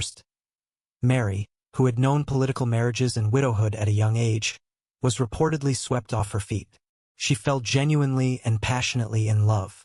She described him as the lustiest and best-proportioned long man that she had seen. Against the advice of her counselors and in defiance of Queen Elizabeth's fury, Mary married Lord Darnley in July 1565. It was a love match that would curdle into a nightmare, a decision that would set in motion her ultimate destruction. The illusion of the charming prince shattered almost immediately. Darnley was breathtakingly arrogant, entitled, and possessed a vicious temper, especially when drunk, which was often. He was politically inept, yet consumed with a burning ambition. He was not content to be the queen's husband. He demanded to be her equal, a king in his own right. He coveted the crown matrimonial, which would grant him co-sovereignty and ensure he would remain king even if Mary died. Mary, a queen accustomed to ruling, was not prepared to surrender her power to a man she was quickly realizing was a dissolute and foolish braggart. She refused his demand. This refusal was a wound to Darnley's fragile ego that would never heal. He grew resentful, petulant, and paranoid. He alienated the powerful Scottish lords with his haughtiness and began to see conspiracies everywhere. As her husband became a source of embarrassment and frustration, Mary increasingly relied on a small circle of trusted advisors. One man, in particular, became her confidant, David Rizzio. Rizzio was an Italian musician from Piedmont who had entered Mary's service as a singer. His intelligence and loyalty impressed the queen, and he was soon promoted to become her private secretary for French correspondence. He was clever, sophisticated, and, most importantly, he was utterly devoted to her. He was also a foreigner and a Catholic, a perfect target for the xenophobia and suspicion of the Protestant Scottish nobility. Darnley, consumed by jealousy and convinced he was being politically sidelined, began to fixate on Rizzio. He came to believe the whispers and rumors that the Italian was not just the queen's secretary, but her lover, and that the child Mary was now carrying was not his. There is no credible evidence to support this claim, but for a mind as unstable as Darnley's, suspicion was truth. He saw Rizzio as the sole obstacle to his power, the reason for his wife's coldness. In his paranoia, Darnley found willing allies. A powerful faction of Protestant lords, including Patrick, Lord Ruthven, and Patrick, Lord Lindsay, despised Rizzio's influence and saw him as an agent of the papacy. They saw in Darnley's wounded pride a perfect tool. They formed a pact with the jealous husband. They would support his claim to the crown matrimonial and help him remove Rizzio. In return, Darnley would use his new power to restore their lands and titles, and pardon other exiled lords who had rebelled against Mary. A bond was signed, a conspiracy of murder was sealed in ink. The chosen stage for this brutal act was the palace of Holyrood House in Edinburgh. On the night of March 9, 1566, Queen Mary, 6 months pregnant, was taking a small, private supper in her chambers. She was with a few ladies-in-waiting and David Rizzio. It was an intimate, relaxed setting. The peace was shattered when Lord Darnley entered, ascending via his private staircase that connected his rooms to the Queen's. He sat beside his wife, putting his arm around her in a gesture that seemed protective but was, in fact, an act of restraint. Moments later, the door burst open and Lord Ruthven strode in. His face pale and ghastly from illness, but his eyes burning with fanaticism. He was followed by a group of armed conspirators. "Let it please your majesty," Ruthven demanded, "that yonder man David come forth of your privy chamber where he hath been overlong." Mary, shocked and terrified, stood to defend her secretary, reminding them that she was their queen and that she was with child. Rizzio, screaming in Italian, clung to the queen's skirts, begging for his life. It was a futile plea. Darnley held his wife back as the other conspirators wrenched Rizzio from her grasp. George Douglas, one of the plotters, plunged Darnley's own dagger into Rizzio's back. They dragged him, still screaming, out of the small room and into the antechamber, where the mob of conspirators fell upon him like wolves. When it was over, David Rizzio's body lay in a pool of blood, bearing between 56 and 57 stab wounds. The murder was not just an assassination. It was a message. It was a brutal and direct assault on the Queen's authority, her personal safety, and her unborn child. For the next few days, Mary was a prisoner in her own palace, held captive by her husband and his co-conspirators. But the murderers had made a critical miscalculation. They underestimated their queen. In those dark hours, Mary Stuart's grief and terror forged into a cold, calculated will to survive. She turned her attention to the weakest link in the conspiracy, her husband. She played on Darnley's cowardice and naivety, convincing him that the lords were merely using him and would betray him as soon as they had secured power. She promised him forgiveness, a reconciliation, a future. She persuaded him that their only hope was to escape together. Believing her, the feckless Darnley betrayed his fellow conspirators. In the dead of night, he and Mary slipped out of Holyrood House, riding hard through the darkness to the safety of Dunbar Castle. There, they were met by loyal nobles who had rallied to the Queen's cause. Chief among them was the powerful and martial James Hepburn, the 4th Earl of Bothwell. With an army at her back, Mary returned to Edinburgh in triumph. The conspirators, including those who had murdered Rizzio and those who had signed the bond, fled into exile in England. Mary had won her freedom and restored her authority, but something was irrevocably broken. She had seen the true character of her husband. He was a traitor, a murderer, and a fool who had endangered her life and the life of their child. The love she had once felt for him had turned to contempt and disgust. She could never trust him again. In June 1566, Mary gave birth to a healthy son, James. The birth of an heir should have been a moment of triumph and unity, but it only served to highlight the chasm between the royal parents. Darnley remained isolated, despised by the Queen and hated by the nobility, both those he had conspired with and those he had betrayed. He sulked, threatened to leave the country, and became increasingly erratic. By the autumn, Darnley had fallen gravely ill while staying at his father's estate in Glasgow. The official diagnosis was smallpox, a convenient story to keep him isolated. The truth, most historians agree, was likely an advanced stage of syphilis, a disease that would have carried a terrible stigma. He was disfigured, his body covered in pustules, his mind tormented. While Darnley wasted away in Glasgow, the political landscape in Edinburgh was shifting. The lords who had fled after Rizzio's murder were petitioning to be allowed to return. Mary, seeking stability, was inclined to pardon them. But this created a new problem. If the murderers of her secretary were to return to court, what would become of Darnley, their co-conspirator?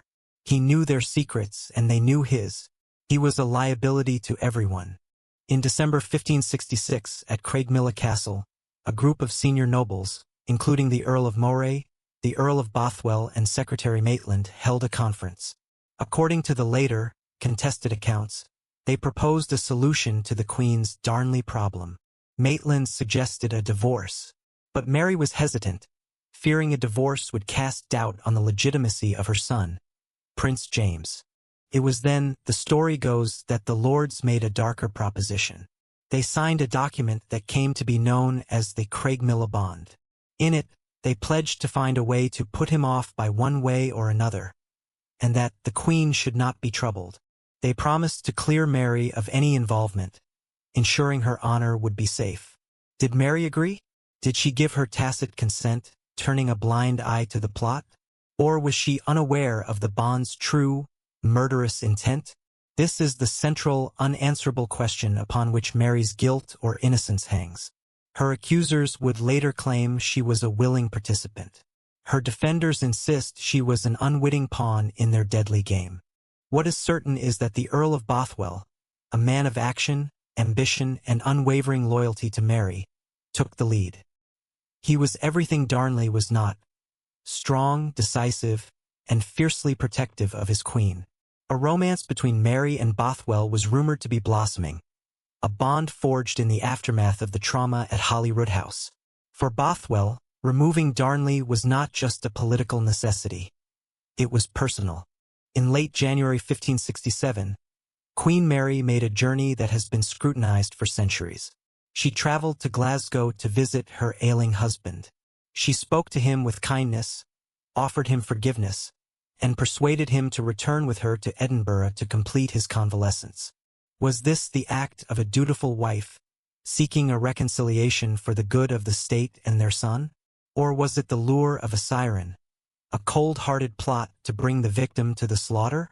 Upon their return to Edinburgh, Darnley was not taken to the heavily populated and secure palace of Holyrood House. Instead, he was installed in a modest, two-story house known as the Old Provost's Lodging, on the grounds of the former church of St. Mary in the Fields, or Kirk o' Field. It stood in a quiet, somewhat isolated quarter, just inside the southern wall of the city. The official reason given was that the fresh air would be good for his recovery, and that it would prevent the spread of his infectious disease. But the location was also conveniently remote. Mary created a convincing facade of domestic reconciliation. She had the dilapidated house furnished, even bringing a fine bed for Darnley from the palace. She herself took the chamber directly below his. For nearly 2 weeks, she spent her days and many of her evenings with him, reading to him, playing cards, offering a vision of a restored marriage. The final act took place on the night of Sunday, February 9, 1567. Mary had spent the evening with Darnley as usual. Late in the night, she suddenly remembered she was promised at a wedding masque for one of her servants back at Holyrood House. She made her apologies, kissed him goodbye, and departed with her retinue around 11 p.m. Her attendants later removed the fine bed she had brought for Darnley, replacing it with an older one. The reason, they claimed, was to protect the expensive bed from being soiled by his illness. A few hours later, in the deep, cold silence of the Edinburgh night, at approximately 2 o'clock in the morning, a massive explosion tore through Kirk o' Field. The house was obliterated in a cataclysm of fire and stone. The force of the blast was so great that it shook the entire city and was heard for miles around. Debris was scattered across the kirkyard. When the first citizens arrived at the scene, they found a crater where the house had once stood. The search for the king consort began immediately. His body was not found in the rubble. Instead, he and his valet, William Taylor, were discovered in the garden or orchard adjacent to the house, some distance from the explosion. They were lying under a pear tree. They were dressed only in their nightshirts. On their bodies, there were no marks of fire, no burns, no injuries consistent with being thrown by a blast. There were, however, subtle marks of violence, bruises and scrapes. The conclusion was inescapable. Lord Darnley and his servant had not been killed by the explosion. They had somehow become aware of the danger, escaped the house, and were caught and killed in the garden. They had been smothered or strangled. The plot had been clumsy. 2 of Bothwell's retainers had placed 2 barrels of gunpowder in the Queen's bedchamber, the room directly beneath Darnley's. They had intended to light a fuse and retreat. The plan went awry, but the objective was achieved. Lord Darnley, the handsome, foolish, and treacherous king consort of Scotland, was dead at the age of 21. The murder of a king was a profound shock, but the identity of the lead conspirator was an open secret. Suspicion fell immediately and squarely upon James Hepburn, the Earl of Bothwell. His men were implicated. He himself had been seen in the vicinity of Kirk O'Field that night. Overnight, placards and anonymous accusations appeared all over Edinburgh. One, depicting a mermaid, symbolizing a prostitute, a slight against the Queen, and a hare, a play on the Hepburn family crest, pointed the finger directly at Bothwell and, by association, at Mary herself. The outcry demanded justice, but what followed was a mockery of it. Lord Darnley's father, the Earl of Lennox, formally accused Bothwell of the murder. A trial was set, but it was a sham. Bothwell filled the city with 4,000 of his own armed supporters. The key witnesses were intimidated or bribed. The trial was rushed through in a single day, and the Earl of Bothwell was, predictably, acquitted. What happened next sealed Queen Mary's fate in the eyes of Scotland and the world. Less than 2 weeks after his acquittal, Bothwell, with 800 men, intercepted the Queen as she returned to Edinburgh. He abducted her and took her to his stronghold at Dunbar Castle. Was this a genuine kidnapping? Or was it a staged event? A piece of political theater to force the Queen's hand and give her an excuse for what she was about to do? Most observers, then and now, believe it was the latter. Inside the castle, Bothwell, who was already married, began divorce proceedings. On May 15, 1567, just 3 months after her husband was murdered, Mary, Queen of Scots, married the man universally believed to be his killer. This act was political suicide. It was seen as an admission of guilt, the ultimate confirmation that she was not only complicit in Darnley's murder but was in a passionate, adulterous affair with the murderer. The Scottish lords, many of whom had signed the Craigmillar Bond and were complicit themselves, now saw their chance. They rebranded themselves as protectors of the infant Prince James, rising up in righteous rebellion against the tyrant Bothwell and his harlot queen. The 2 armies met at Carberry Hill, but there was no battle. Mary's forces, seeing the Lord's banner depicting the infant prince praying for vengeance for his father's murder, deserted in droves.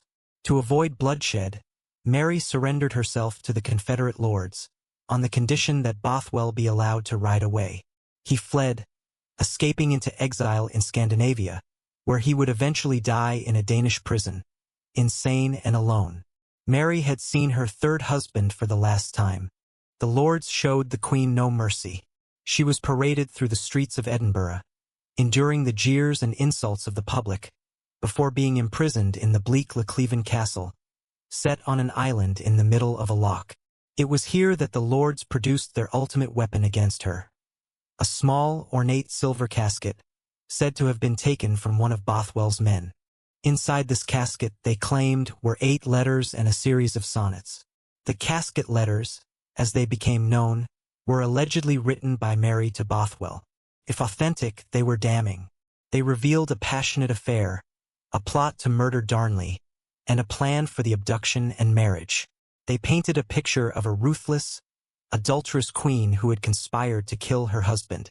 Mary, from her prison, vehemently denied writing them, claiming they were forgeries. The original documents have long since vanished. All that remains are contemporary copies and translations. Their authenticity has been one of history's most enduring and ferocious debates. Are they genuine proof of her guilt, clever forgeries by her enemies, or a mixture of the two? While imprisoned, under threat of death, Mary was forced to abdicate the Scottish throne in favor of her 1-year-old son, who was crowned King James VI. But Mary's story was not quite over. In a daring escape, she fled Cleven, raised a small army, and made one last bid for her crown. She was defeated at the Battle of Langside. With all hope lost in Scotland, she made one final catastrophic decision. She fled south across the border into England, seeking the protection of her cousin, Queen Elizabeth I. She found not a refuge, but a prison. For Elizabeth, the arrival of her charismatic Catholic rival on English soil was a political nightmare.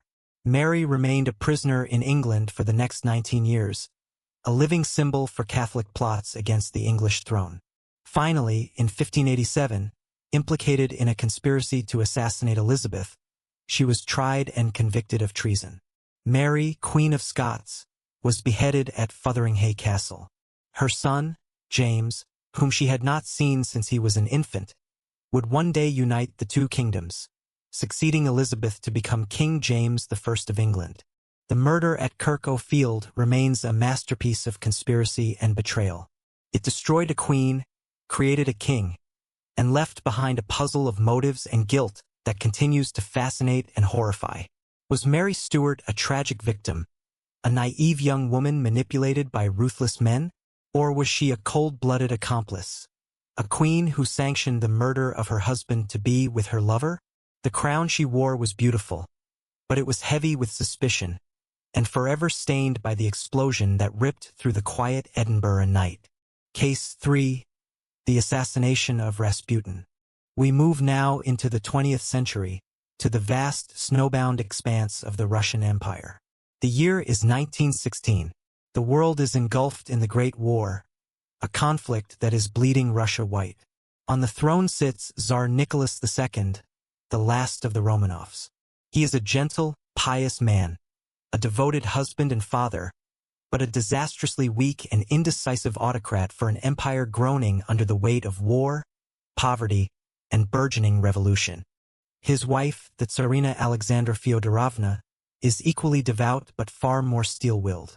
A German princess by birth, a granddaughter of England's Queen Victoria, she is viewed with deep suspicion by the Russian people, who call her Nemka, the German woman. Her fierce, almost hysterical devotion is directed toward two things: her faith in God and the desperate protection of her only son, Alexei. Alexei Nikolaevich, the Tsarevich, the beautiful, cherished heir to the 300-year-old Romanov dynasty, carries a terrible secret burden. He has hemophilia, the royal disease, a genetic curse passed down from Queen Victoria, means his blood does not clot. A simple nosebleed, a minor bump or fall, the normal incidents of any little boy's life, could trigger uncontrollable internal bleeding, swell his joints into agonizing knots of pain, and bring him to the brink of death. The finest doctors in the empire were helpless, their medical science powerless against the flaw in the boy's royal blood. The constant, looming terror of his death cast a permanent shadow over the imperial palace, a private agony that shaped the fate of a nation. It was into this atmosphere of gilded desperation that a man arrived. He was not a prince, not a politician, not a general. He was a peasant from the wilds of Siberia. His name was Grigory Yefimovich, and the world would come to know him as Rasputin. He was a strange and compelling figure, a self-proclaimed starets, or holy man. He was unkempt, his beard often matted with food, his clothes coarse. But his most arresting feature was his eyes. They were a pale, piercing blue, possessing an almost hypnotic intensity that unnerved and captivated all who met him. He was a man of immense physical vitality and base appetites, known for his drunkenness and lechery, yet he radiated an aura of profound spiritual authority. Rasputin was introduced to the royal family in 1905. 2 years later, during one of Alexei's terrifying bleeding episodes, when the doctors had given up all hope and a priest had been called to administer the last rites, the Tsarina, in a final act of desperation, sent for the Siberian mystic. Rasputin arrived at the palace, walked to the boy's bedside, and spoke to him in a calm, soothing voice. He told Alexei to be calm, that he would be well. He prayed. And then, miraculously, the bleeding stopped. The boy fell into a deep, healing sleep. For the Tsarina Alexandra, this was not medicine. It was a miracle.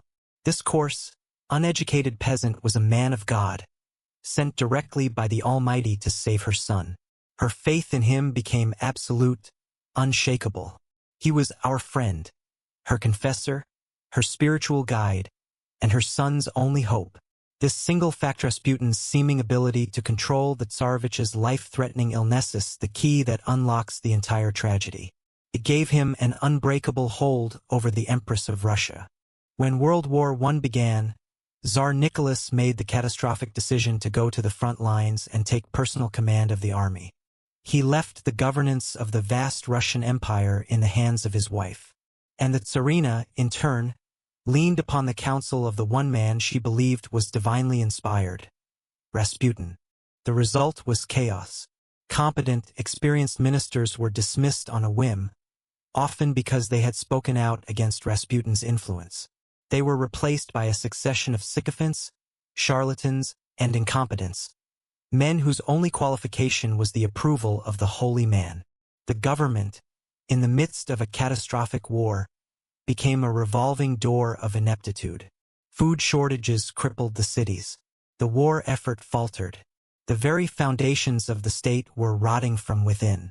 While the government disintegrated, while rumors swirled around Rasputin, they were whispered in the salons of St. Petersburg and shouted in the bread lines. They told of his drunken orgies, of how high society women vied for his spiritual and physical blessings. The most poisonous rumors concerned the royal family itself. It was said that Rasputin was not just the Tsarina's advisor, but her lover.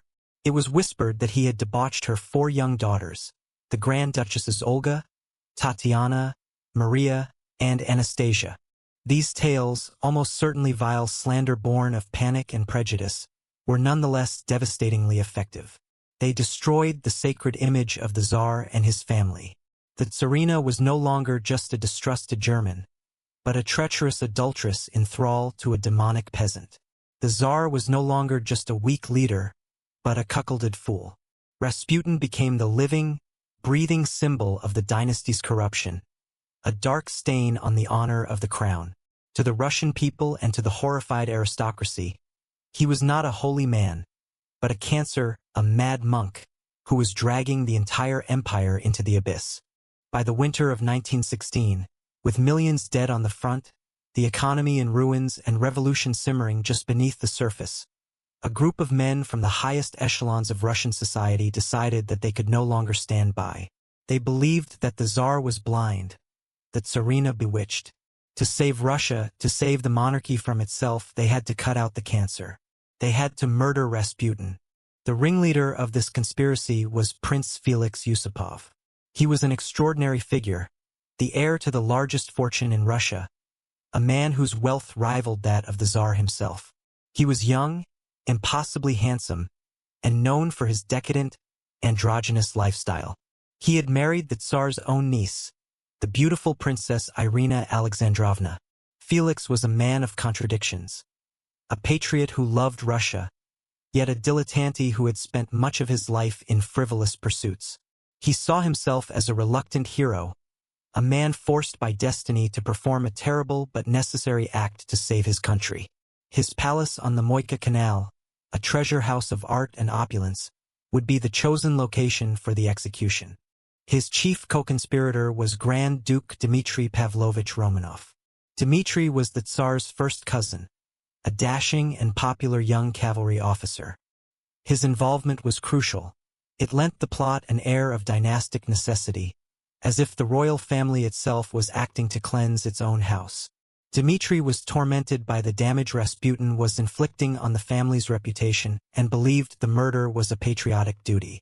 The third key member was Vladimir Purishkevich, a prominent politician from the far right of the Duma, the Russian parliament. He was a fervent, almost fanatical monarchist and a vicious anti-Semite, a man who saw German spies and Jewish conspiracies everywhere.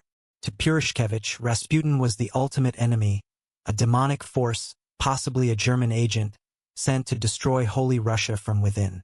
Where Yusupov was aesthetic and conflicted, Purishkevich was a man of blunt, brutal action. These three, along with a military doctor, Stanislaus Delazevert, and an army officer, Sergei Sukitin, formed the core of the conspiracy. The plan was carefully laid. They would use the one thing they knew Rasputin could not resist: the allure of a beautiful, high-born woman.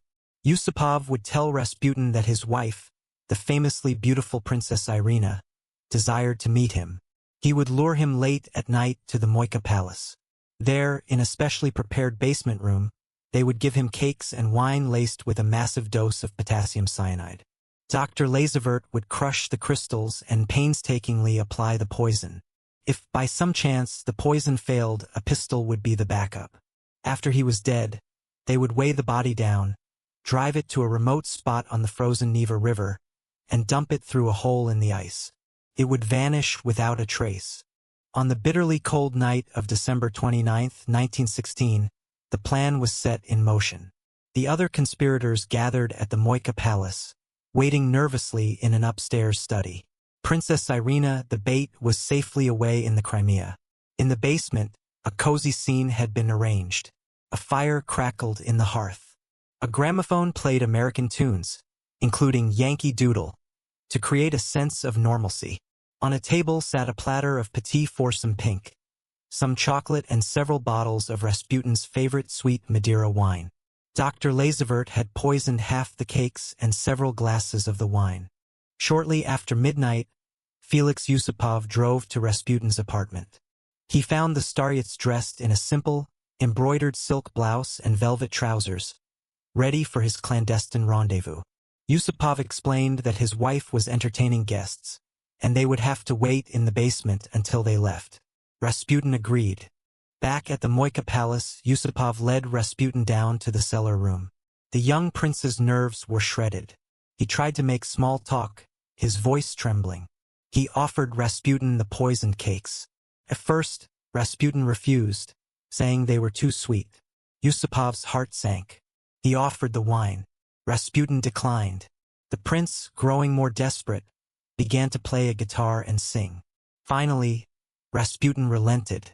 He picked up one of the pink cyanide-laced cakes and ate it. Then he took another. Yusupov watched, expecting him to clutch his throat and collapse. Nothing happened. Rasputin then asked for the Madeira. Yusupov, his hands shaking, poured him a glass from a poisoned decanter. Rasputin drank it down. Then he asked for another. He drank that one too. The amount of potassium cyanide he had now ingested was enough to kill several men instantly. Yet, he simply sat there, his strange, hypnotic eyes fixed on the prince. He complained of a burning sensation in his stomach but seemed otherwise unaffected. He even suggested they go visit a gypsy nightclub. Yusupov, now in a state of sheer terror, made an excuse and ran upstairs to his fellow conspirators. "It's not working," he stammered. They were aghast. Had the doctor faked the poisoning? Was Rasputin truly a supernatural being, protected by demonic powers? They debated what to do. Grand Duke Dmitri, unnerved, suggested they abandon the whole plan. But Purishkevich was adamant.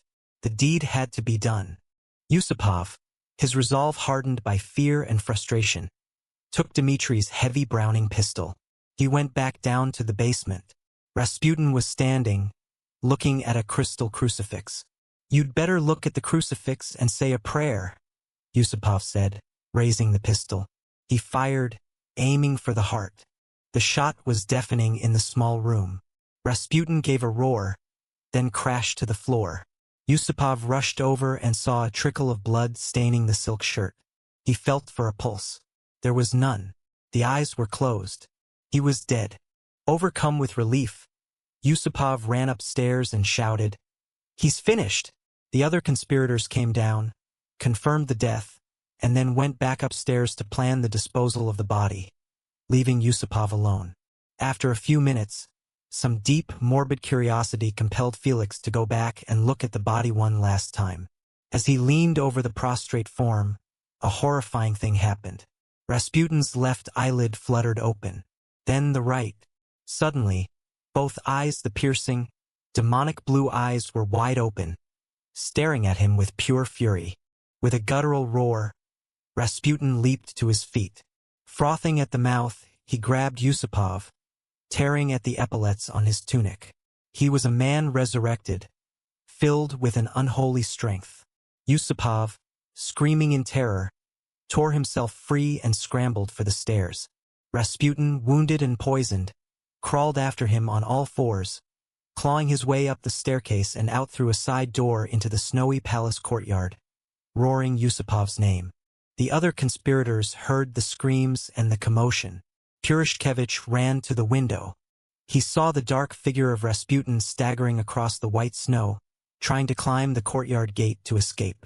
Purishkevich drew his own pistol, a savage automatic. He ran outside into the freezing night. He fired once and missed. He fired again and missed again. Rasputin was still moving, a seemingly unstoppable force. Purishkevich took careful aim a third time. He fired, and the shot hit Rasputin in the back. The fourth and final shot struck him in the head. Grigory Rasputin, the mad monk of Russia, fell face first into a snowbank and was finally still. The conspirators, now in a state of hysterical frenzy, gathered around the body. Yusupov, in a fit of rage, grabbed a rubber truncheon and began to beat the corpse mercilessly, crushing the skull and face. The others joined in, kicking and bludgeoning the man who had terrified them even in death. Finally, their fury spent, they returned to their original plan.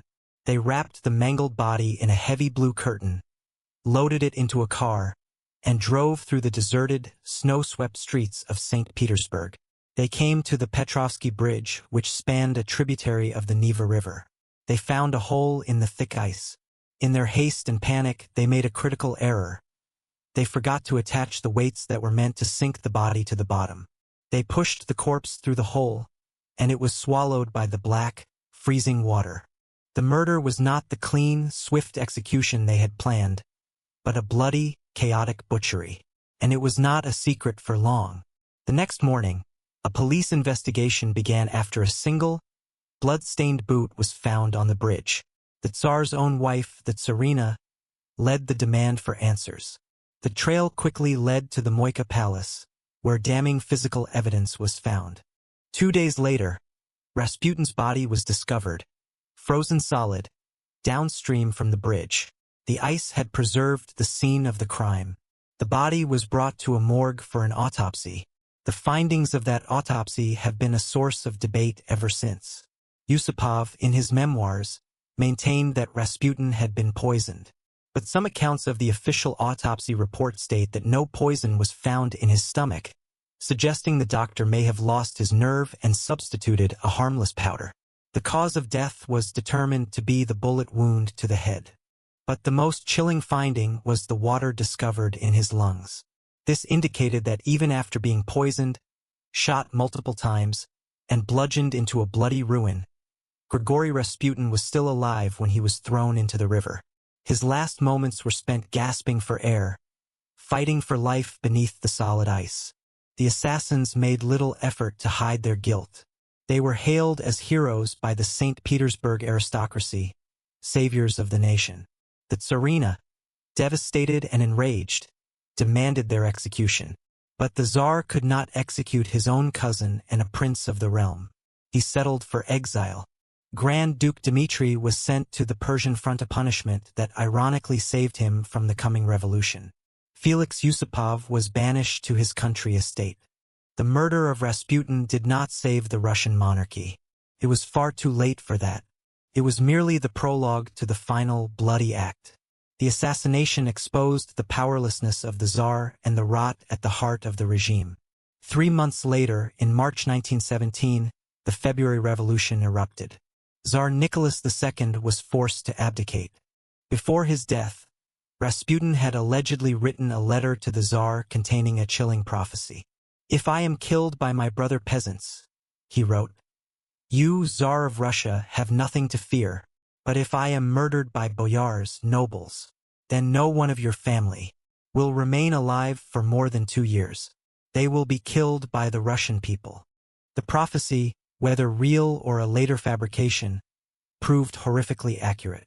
In July 1918, a little over a year and a half after the nobles killed Rasputin, Nicholas, Alexandra, the sickly Alexei, and the 4 Grand Duchesses were led into a cellar in the city of Ekaterinburg and brutally murdered by a Bolshevik firing squad. The crown of the Romanovs, stained by the chaos Rasputin had sown, was finally and utterly destroyed, not in a palace, but in a bloody basement. Case 4.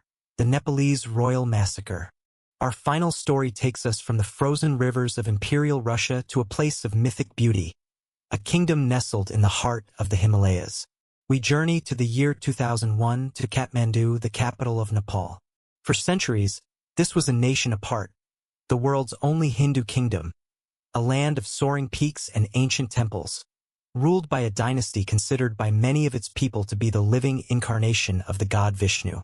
The Shah dynasty was not just a line of kings. It was a pillar of the cosmos, a source of stability and divine reverence. At the head of this kingdom was His Majesty King Birendra Bir Bikram Shah Dev.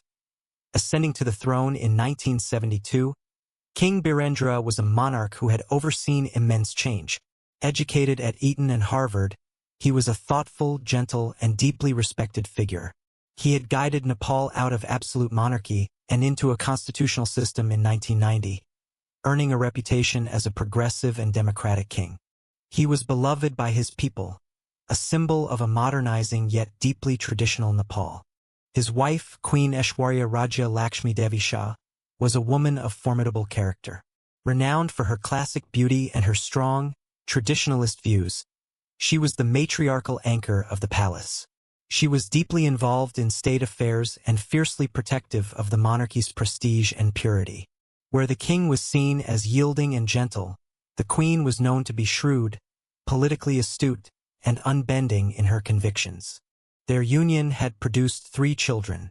The youngest were Princess Shruti and Prince Nirajan, both popular young royals. But the hopes of the nation, the future of the dynasty, rested on the shoulders of their eldest son, the 29-year-old Crown Prince Dipendra. Like his father, Dipendra was educated at Eton College in England. He was handsome, charismatic, and by all accounts, popular with the Nepalese people. He served in the Royal Nepalese Army and had a passion for military hardware and helicopters. He was seen as the perfect heir, a bridge between the ancient traditions of his country and the modern world. But beneath this polished public image, a deep and bitter conflict was brewing, a private battle that pitted the crown prince against the unshakable will of his mother, the queen. The conflict was over a woman. Her name was Devyani Rana.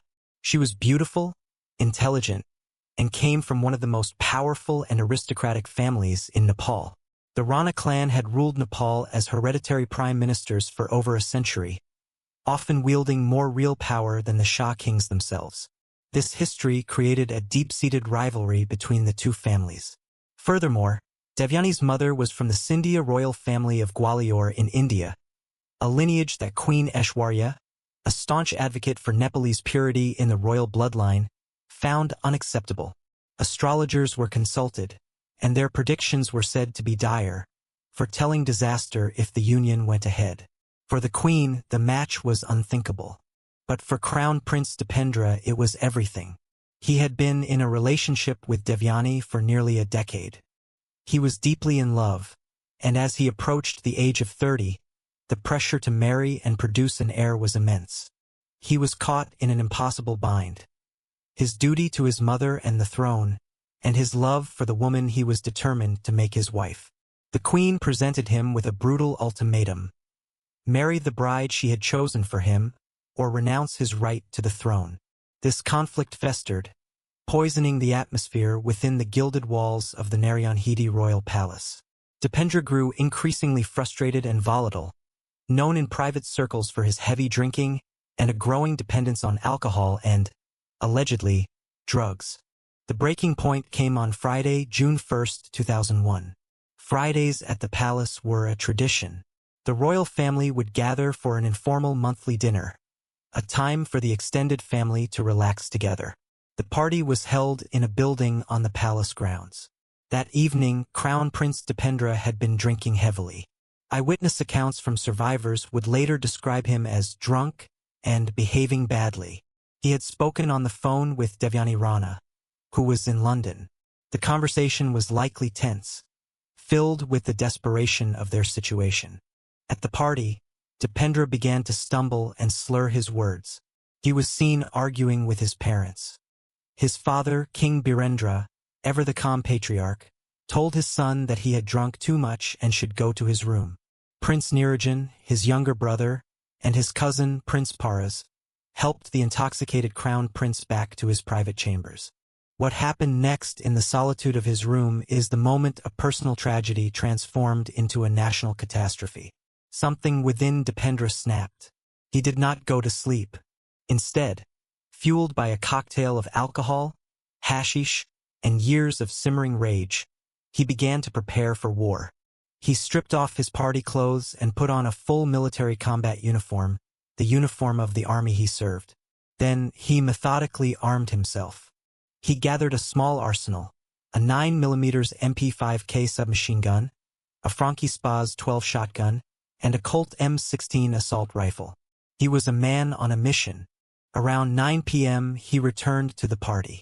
He walked into the billiard room where his family was still gathered. He stood in the doorway, the M16 raised. Before anyone could fully comprehend what was happening, he opened fire. His first target was his father. A burst of automatic fire cut through the relaxed atmosphere. King Birendra was hit in the neck and collapsed to the floor. Chaos erupted. Screams filled the room as the royals, moments before enjoying a family evening, scrambled for cover. Dipendra, his face a cold, emotionless mask, continued firing, spraying the room with bullets. His aunt, Princess Shova, was hit. His uncle, Dhirendra, a man who had renounced his royal title, bravely tried to confront his nephew, shouting, "You've done enough? Give me the gun!"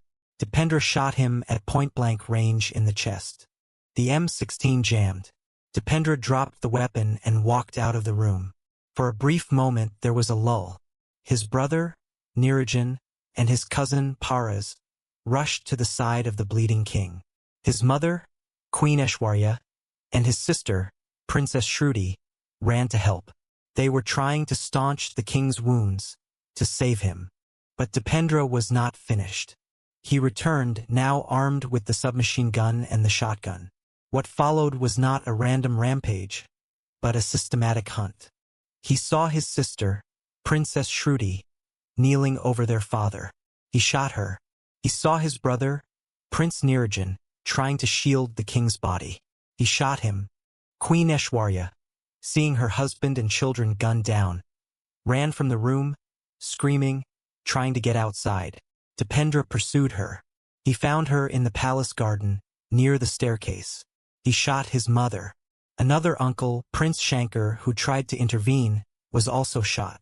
The garden, a place of beauty and tranquility, was now littered with the bodies of the royal family. After killing his mother, Crown Prince Dipendra walked calmly across a small red bridge that spanned a stream in the garden. His brother, Nirajan, grievously wounded, had managed to stumble out after him. Dipendra saw him and fired several more shots into his brother's back. Nirajan fell dead. Then, alone on the bridge, surrounded by the carnage he had wrought, Crown Prince Dipendra raised a pistol to his own head. According to the official report, he shot himself. In the space of a few minutes, the heir to the throne had effectively wiped out the direct line of succession. He had murdered his father the king, his mother the queen, his brother, his sister, and 4 other members of his family. The immediate aftermath was a state of surreal confusion and official denial. The first reports from the palace were vague, claiming the deaths were the result of an accidental discharge of an automatic weapon. The Nepalese people, who revered their king, were kept in the dark. The truth was too monstrous to contemplate, let alone announce. The situation became even more bizarre. Dipendra had not died from his self-inflicted wound. He was in a deep coma, kept alive by life support. Under Nepalese law, the crown automatically passes to the heir. And so, in a twist of fate that seems torn from a Greek tragedy, Crown Prince Dipendrath comatose mass murderer was declared king of Nepal. For 3 nightmarish days, the nation was ruled by the man who had just destroyed its royal family. He reigned from his hospital bed, unconscious, before finally succumbing to his injuries on June 4th. With Dipendra's death, the crown passed to the next in line, King Birendra's younger brother, Gyanendra. Gyanendra had, by a stroke of remarkable luck, been away in the city of Pokhara on the night of the massacre. His wife was at the party but was wounded, not killed. His son, the notoriously unpopular and hot-headed Prince Paras, was also present in the billiard room but escaped with only minor injuries. In a single night, Gyanendra's entire family had been spared, while his brother's line was extinguished, leaving him the undisputed king of Nepal. An official investigation was launched, headed by the Chief Justice and the Speaker of the House. Based on the testimony of more than 100 people, including survivors, palace staff, and military guards, they reached a swift conclusion. Their report, released 2 weeks after the massacre, confirmed what the initial evidence suggested. Crown Prince Dipendra, fueled by drink and rage over the marriage dispute, was the sole perpetrator. He had single-handedly murdered his family before taking his own life. For much of the world, this was the end of the story, a shocking, but closed case of royal murder-suicide. But in Nepal, for millions of people, the official story was impossible to believe. The ink was barely dry on the report before the conspiracy theories began. They took root in the fertile ground of a nation's grief and disbelief and grew into a narrative that, for many, is the only one that makes sense. The theories almost all point in one direction: to the new king, Gyanendra. The man who had the most to gain from the tragedy became the prime suspect in the court of public opinion. He had a reputation as a hard-nosed businessman with a more autocratic temperament than his beloved brother. The questions and inconsistencies were too glaring for many Nepalese to ignore. Why was Gyanendra and his immediate family so conveniently absent or miraculously spared from the carnage? How could a single man, even one with military training, overpower the palace security and kill so many people without being stopped? The palace guards, an elite military unit, claimed they did not intervene because it was a private family matter. This explanation seemed preposterous. Then there were the physical details.